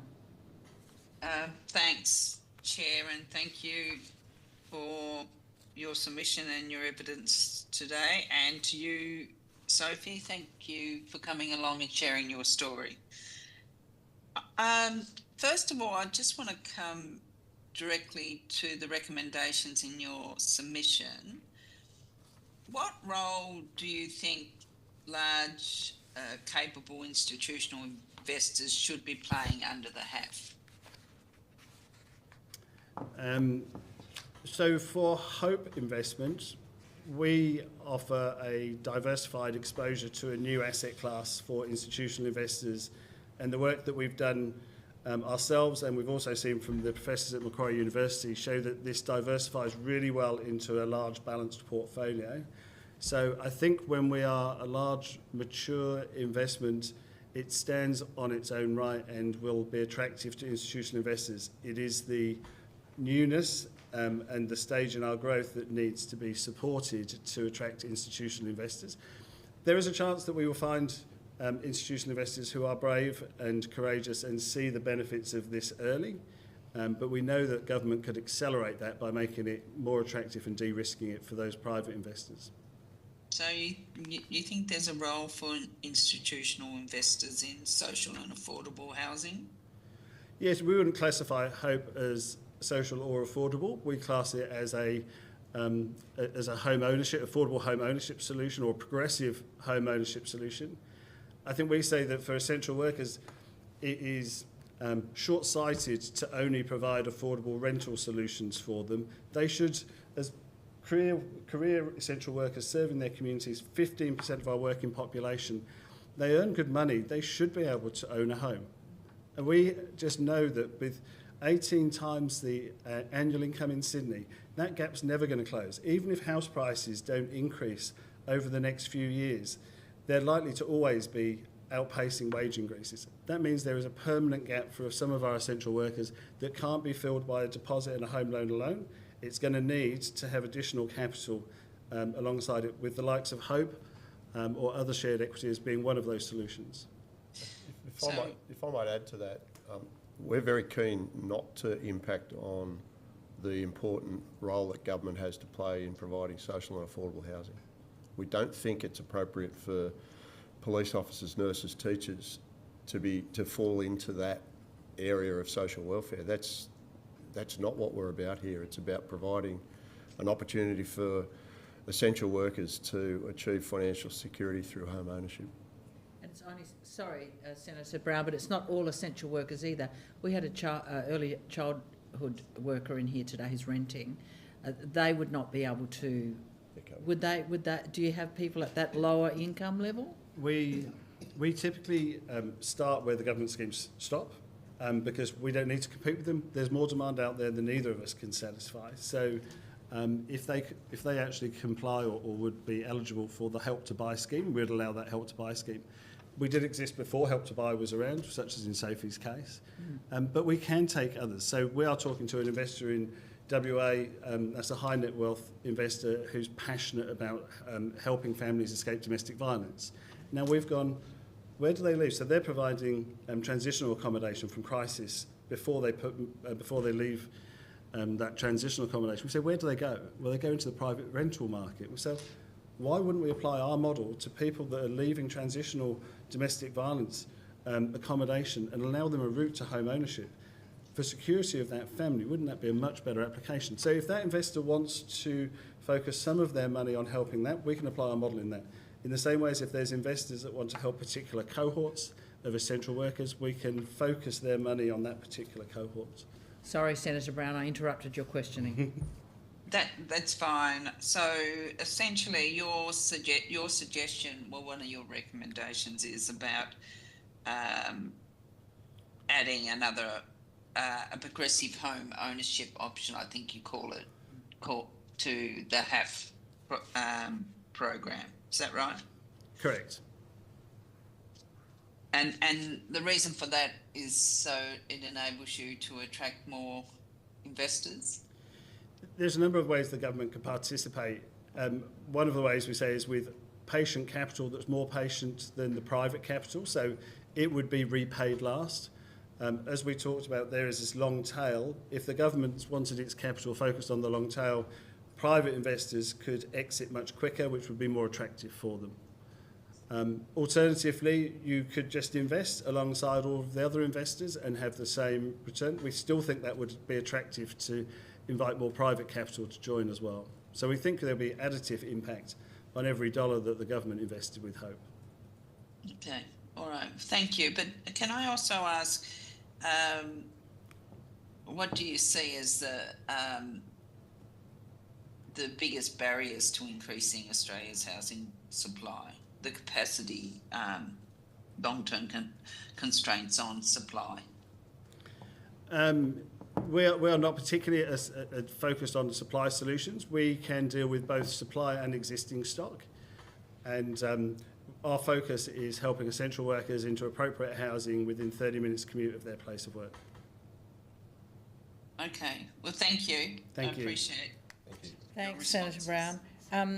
So on notice, I wonder if you can provide any additional detail on new builds and how your model can add to supply, as well as obviously by increasing the demand from those they're really middle and income essential workers. Well, no, you're saying anyone can get there. I'm saying that people can get there. The income cap for Help to Buy has just been raised from 100,000 to 103,000 for singles and 160 to 165 perhaps. So we're looking at people with household or individual incomes higher than that. I wouldn't say that they're in the top earning bracket in Australia, but they are above those minimum limits. Yeah. Well, look, thank you so much for bringing a really innovative model to our attention, and also for your work in creating the innovation. There's not enough of it in our financial system, in my view, especially in housing. So we really appreciate your evidence, your submission, and we look forward to hearing anything else you offer to receive it within 2 weeks of you getting the transcript on Hansard. And thanks, Sophie, for bringing your experience to us. It's very important to have such practical examples provided to us, and I personally will not forget that statistic of 5 times your salary in 1999 for a nurse and 18 times now Sydney. Yep. in Sydney. Yeah. Powerful evidence. Thank you. Thank you, Senator. 10-minute break, how's that? Suspend for 10 minutes. You should be in charge.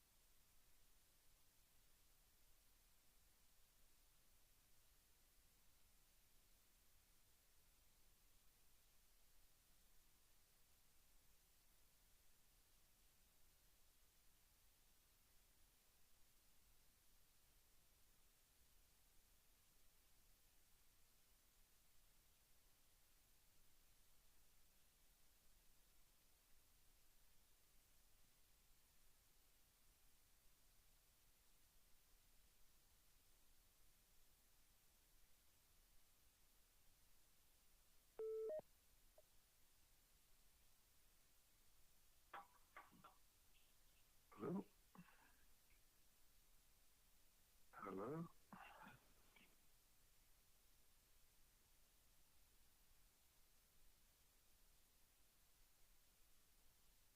Hello?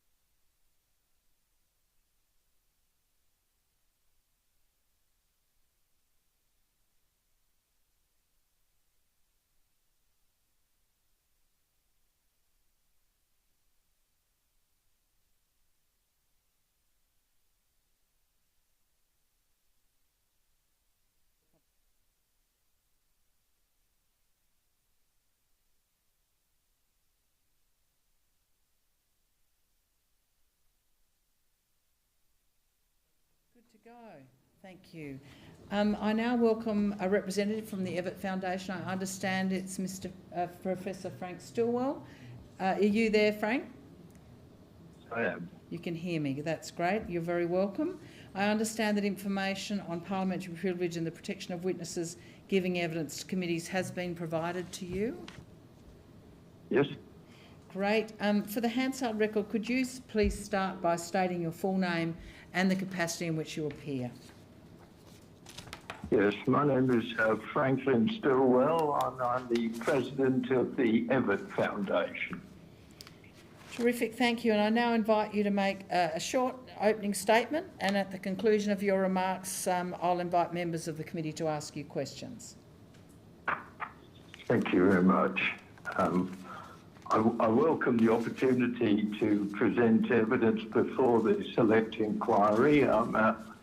I'm very pleased that the investigation is occurring, and as the president of the Evatt Foundation, of course, it's a matter of both professional and personal interest to me. I say personal interest because I've been a professor of political economy at Sydney University for much of my academic career, and have focused on issues of inequality in Australia, written 3 books on the subject, and it's the concerns about social equity that primarily have led to me having such a long-standing commitment with the Evatt Foundation.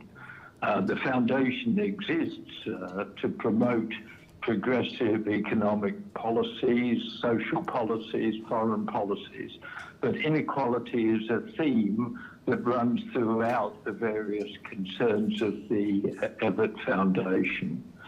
And in making our written submission to the inquiry, we focused on the need to connect what's happening in relation to housing affordability for successive generations with the broader question of wealth inequality in Australia. In brief, wealth inequality has grown, and it's not surprising that intra-generational or within generational inequality is now giving rise to inter-generational inequalities that are particularly manifest in the question of housing. Housing as a source of wealth is a very different thing from housing as a means of serving social needs. For the latter purpose, we're talking about use values, the value of having shelter, a place to bring up families, to reproduce successive generations, to inculcate values. That's the house as a home. But the house as an asset is a matter which has increasingly taken dominance over those concerns. And it's not surprising that in a society that's become increasingly unequal, housing has become an asset that is used in ways that violate the broader concern with equity of access to housing as a home. So that's what motivated the Evatt Foundation's concerns with this matter.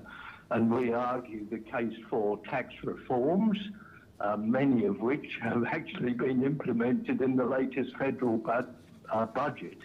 And so we welcome those, but we think there's a need to go further with policies more specifically targeted at providing increased supply of housing for young people who are entering into the housing market, and also to deal with the intergenerational transmission of inequality that impacts so obviously in this field.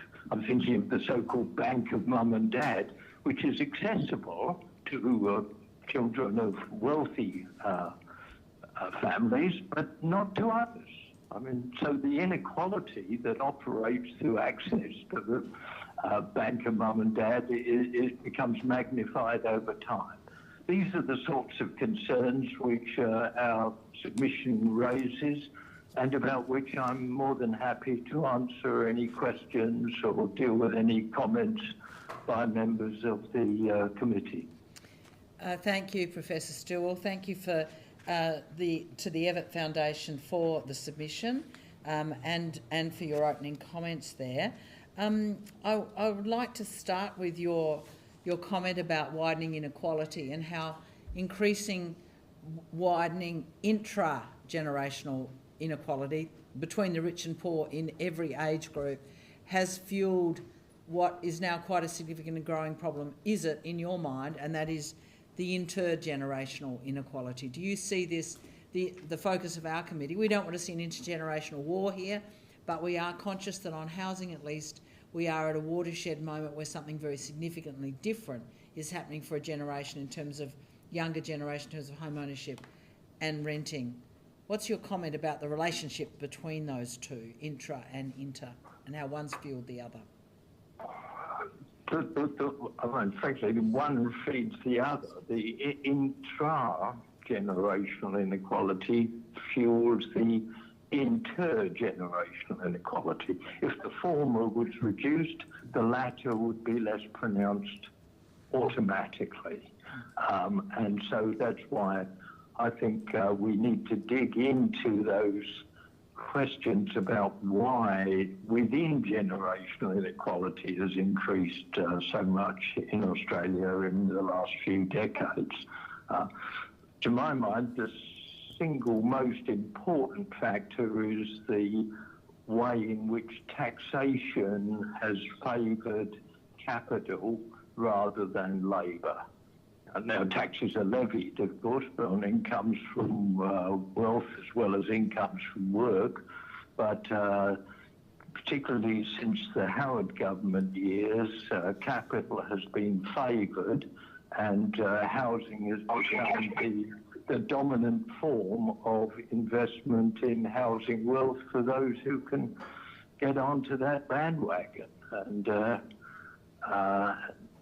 that's why I said in my opening remarks, some redress of that imbalance between the taxation of income from labour and income from capital ownership in the recent federal budget is very welcome first step.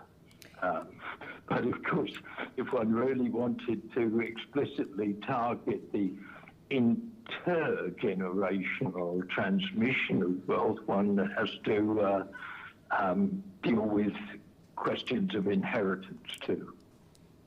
Thank you. And is there anything further you want to say about the recent changes to capital gains tax and negative gearing in the budget? You want to see further change around inheritance taxes, but what's your view about the extent to which those changes meet what is needed?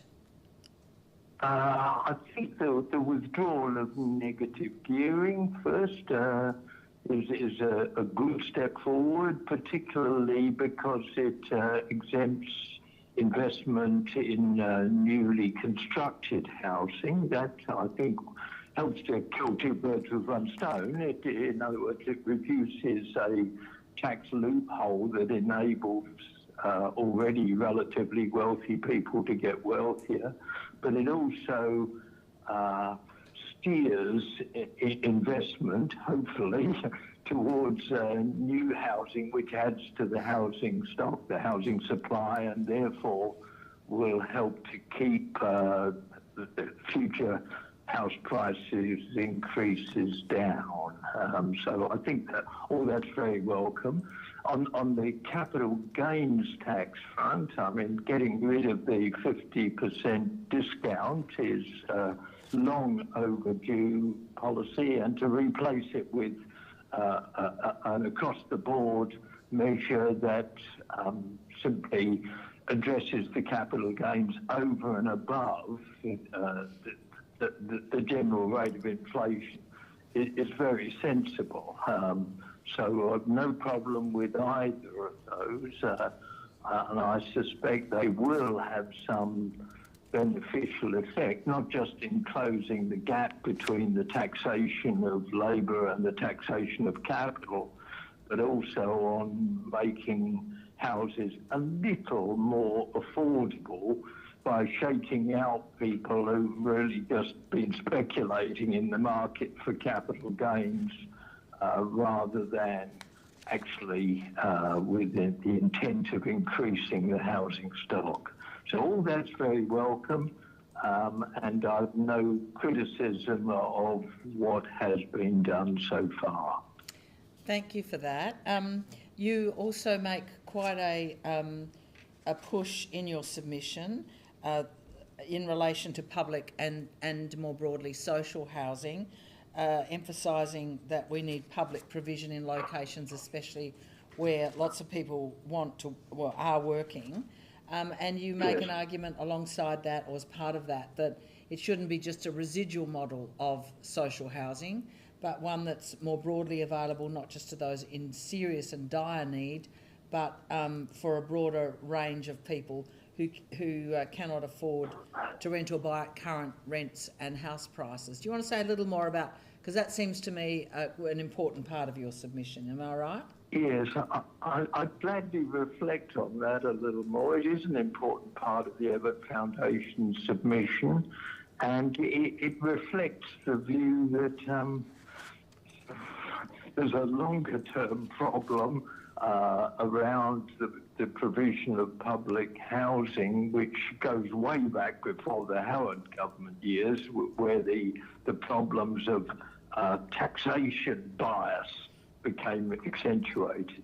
The longer-term problem is indeed the change in the role of public housing in Australian society from being an increase in the housing stock for a broad swathe of Australian families, households, broadly speaking, the working class, to a more residualised model where it becomes focused on a welfare class, people who have particular social needs and therefore can establish priority in relation to access to public housing.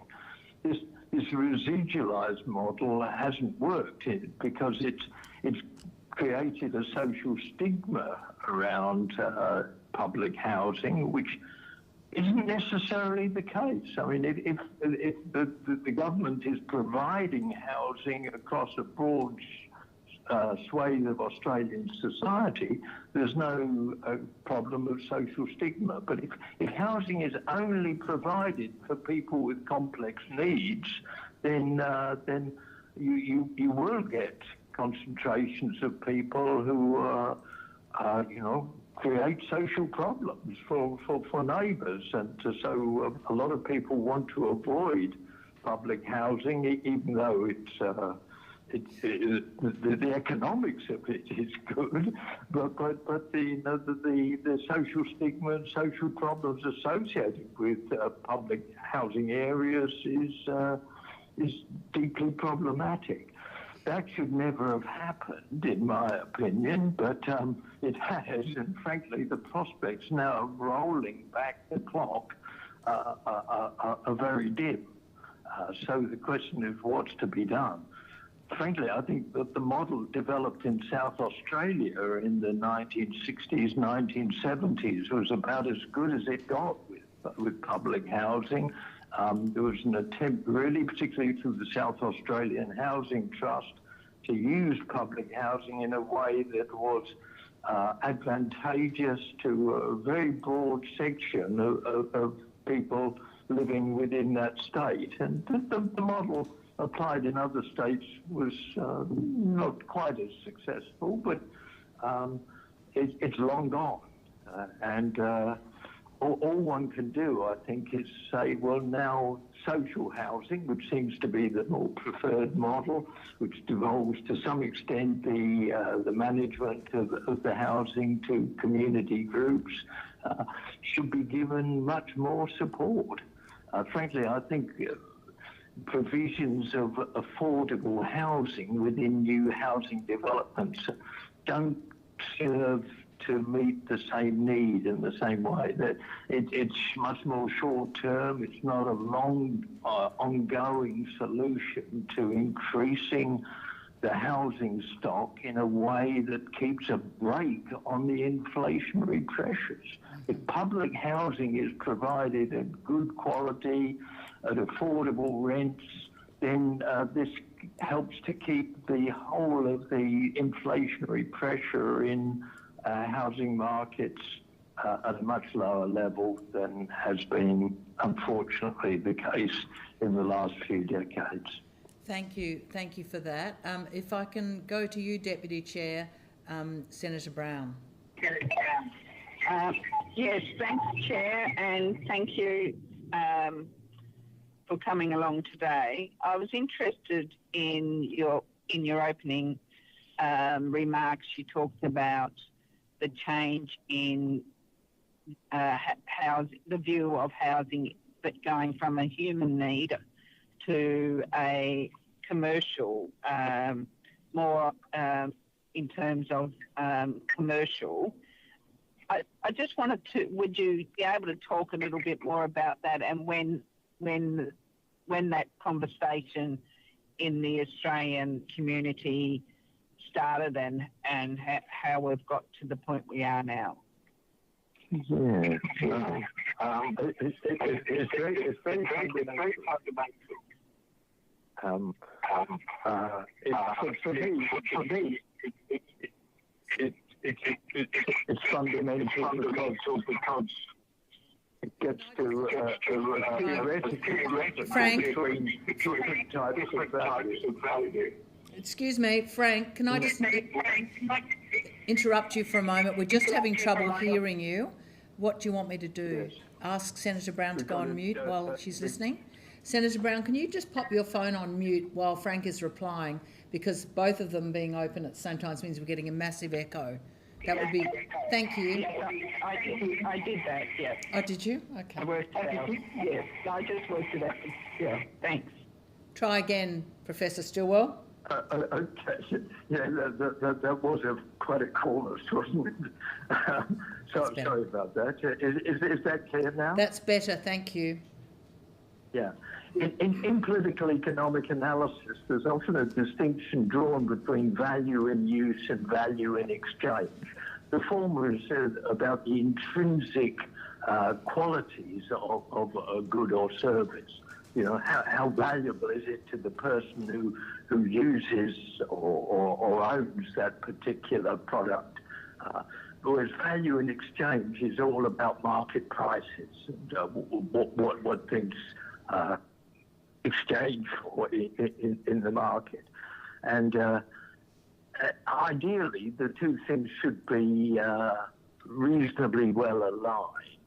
That is, you know, things that are of value to people should be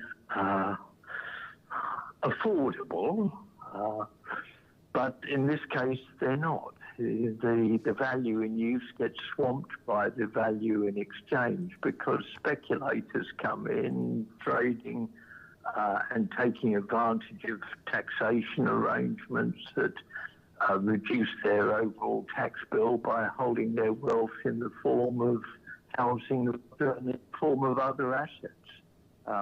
These are the biases that arise when value in use and value in exchange become out of kilter with each other. And so I think, again, it's hard to imagine that one could get back to a situation where housing is purely allocated according to value and use. I mean, that would mean that people with the greatest need for large homes get those homes rather than people who have the most wealth having those homes. But I mean that's a cloud cooking land. It's a dream. It's a fantasy. It's not going to happen. The question is what adjustments can be made to make sure that people are not buying and selling houses just for speculative gains, and are buying and selling houses to live in. Now, that is the challenge. Reducing the tax advantages associated with holding one's wealth in the form of housing is what it needs, first and foremost. There's also a cultural shift involved here. They're getting away from a society in which people are measured by their housing wealth and their social standing becomes more associated with the quality of their lives. But this is, I suspect, going rather beyond the remit of the terms of the inquiry and indeed the powers of the Parliament and government. We're talking about cultural changes that have taken decades to develop and won't readily be reversed, to my deep regret. Just on social and affordable housing, now you have mentioned some of the delivery of housing over the last few decades, but I was just wondering, when we're considering the inequities experienced by particular cohorts in our community, can you describe for us the roles that the Commonwealth has played in the delivery of social and affordable housing at various points over time as this challenge has been building? Yeah, I don't claim to be an expert in the history of public housing, but as I understand it, the Commonwealth State Housing Agreement arrangements that began from about the 1950s onwards meant that quite a lot of Commonwealth funds were going into housing, but the form of housing and its delivery on the ground was primarily a state responsibility. Revisiting that Commonwealth State Housing Agreement type of arrangements could presumably be on the agenda if governments are willing to, federal government is willing to put more money into this process. No doubt the states would be more than happy to be partners in ensuring that got translated into the provision of housing of appropriate quality in the right places. I do say in the right places because I think it is important that public housing not be just in where there's the cheapest land, typically on the periphery of urban areas, but that it be linked in with inner city areas as well as middle ring suburbs, and not always as housing estates. Mixed forms of development are often very important in overcoming that social stigma. So I think that sort of model of Commonwealth funding with state development on the ground can actually produce some very beneficial outcomes. I don't doubt that it does go on at the moment, but it's a question of level. Clearly it's not happening in sufficient quantity to keep the supply of housing up and the price down.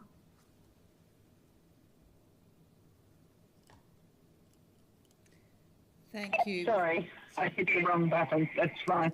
Well, thank you. I appreciate your responses, but I may have some more questions on notice if that's all right. Sure. Thanks, Thank Deputy Chair. Thank you for your questioning there, and thank you, Professor Stillwell, for your submission to. Please thank the Evatt Foundation and for your appearance today. We really appreciate the additional light you've shone on things. And if you do have any further information to offer, we'd like to receive it, or have had questions posed to you. We'd like to hear anything you have to give us within 2 weeks of you receiving the Hansard. Okay, thank you very much. I've enjoyed the opportunity to present these views to the committee on behalf of the Everett Foundation. Thank you. Okay, see you again. Bye. Bye. Next one is in the room. No. No? Online?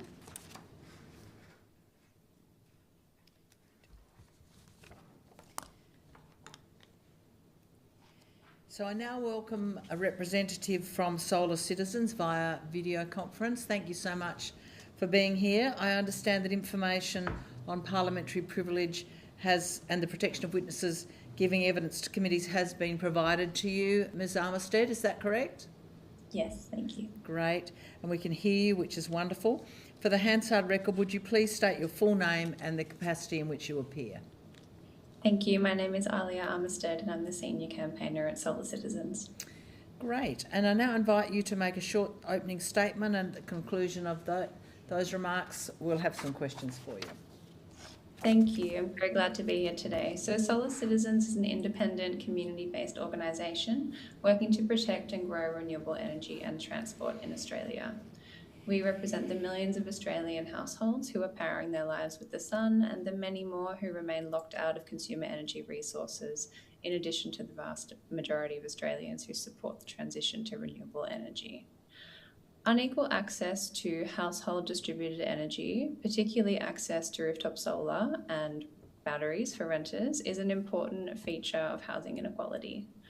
We argue that housing inequality is not defined only by the affordability of purchasing or renting a home, but it also includes the quality of a home and the costs tied directly to living in a home, and the ability for people and their homes to play an active role in the clean energy transition and protect renters from the increasing impacts of a changing climate.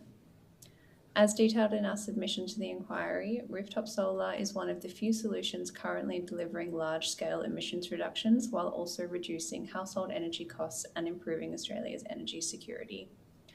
Australia has already installed 29 gigawatts of rooftop solar, with more than 4.3 million households and small businesses now generating their own electricity. Household electricity costs were approximately $3 billion lower in the last year due to rooftop solar. Despite this success, the benefits of Australia's energy transition are not being shared equally. 1/3 of Australians rent, yet renters are largely excluded from access to rooftop solar. More than 2 million renters live in homes suitable for rooftop solar, and there is an estimated 12 gigawatt potential of untapped rooftop solar in the private rental sector alone. And this represents not only a missed opportunity for emissions reductions, but a growing form of structural housing inequality, where renters are locked out of good quality homes that are powered by clean, affordable energy. Thank you for inviting Solar Citizens here today to discuss the emerging intersection between housing inequality, energy affordability, and a just climate transition, and our proposed solutions of tax incentives for landlords and minimum energy efficiency standards. Thank you. Thank you, and thanks for those opening comments and your submission. We had evidence earlier today from a early childhood worker in inner Western Sydney, and she was describing her insecurity in terms of rent, what her rent might be in the future, but also the poor quality of the rental accommodation she was in. And towards the end of her evidence, she said she did not even know where her power box was or how she might get access to information about the use of power in her apartment, and certainly she didn't have any confidence in being able to participate in rooftop solar cost savings or reductions in pollution. Is that a very common picture? Yeah, definitely. So I think the energy space in Australia is extremely complicated.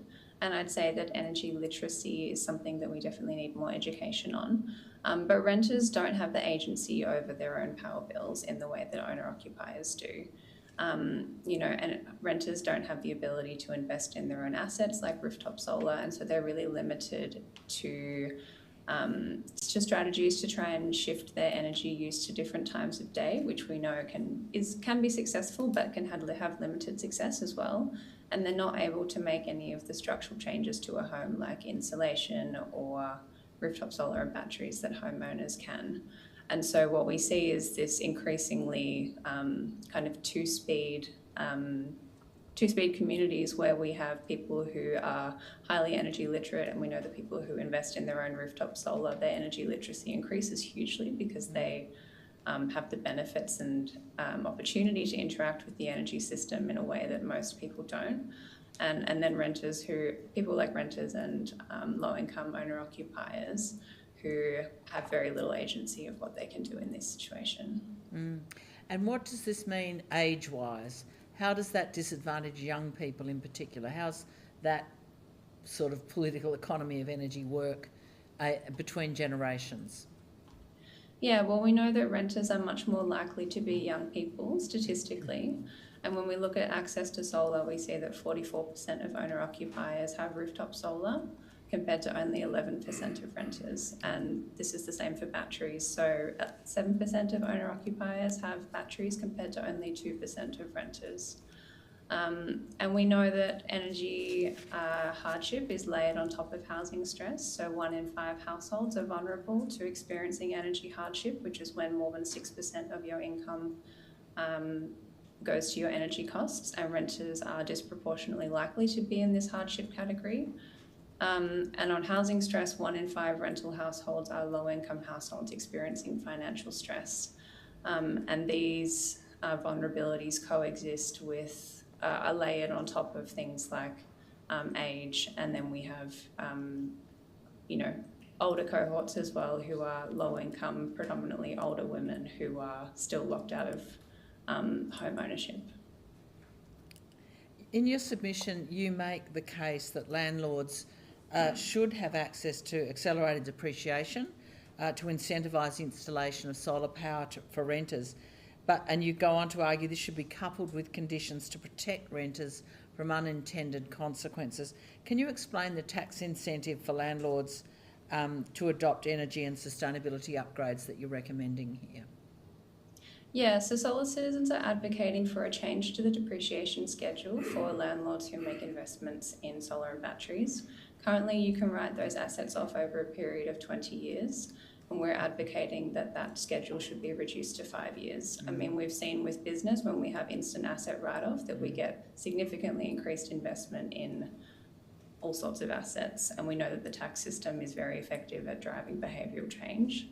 Our economic modelling showed that if we reduce that accelerated depreciation schedule from 20 years down to 5 years, it would effectively be about a 25% discount for landlords who are looking to invest in those assets.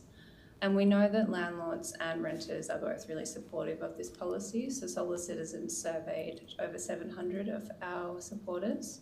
And we had an overall agreement of 82% that accelerated depreciation would be beneficial to get renters access to solar panels. 89% of landlords agreed, and 77% of renters agreed.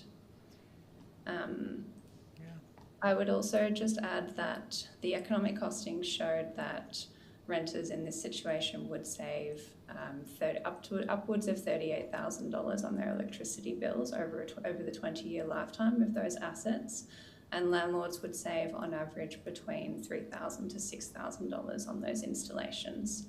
And when we've talked to landlords about the barriers, 80% of a pulse survey that we did of our members said that they would be very likely to take up this tax incentive if it was on offer. So the barrier is all around cost for the landlord?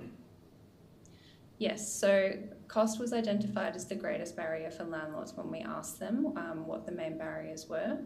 That was secondary. So secondary to the payback period was the primary barrier for landlords. So if that payback period was shortened, they would be more likely to invest, and the upfront cost was a secondary barrier. And we think that tax incentives can address both of those things.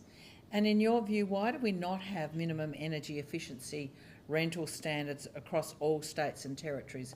What's standing in the way of that? Because we heard evidence from that young woman also. For example, she had a night over the summer where temperature didn't go below 35 degrees, and she had many nights when it was above recommended temperatures throughout a 24-hour cycle. What's in the way of us having standards across our country on that? Yeah, so there actually is a lot of work being done on minimum standards at the moment across the country. The federal government has indicated that they're supportive of a national rollout, and I would say that the barrier to that national rollout is political.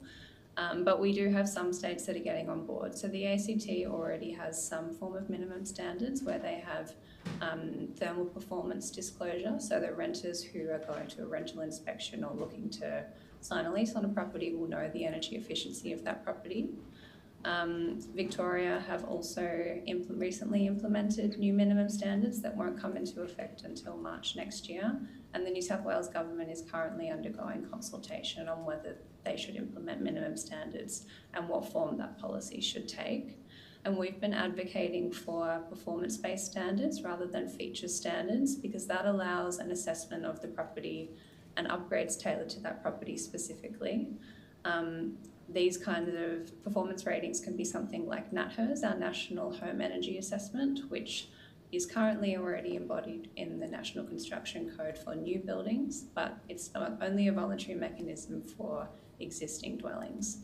And so we would advocate that if those home energy disclosures were applied to all properties, then at the point of rent and at the point of sale, there would be transparency around the energy efficiency of that property.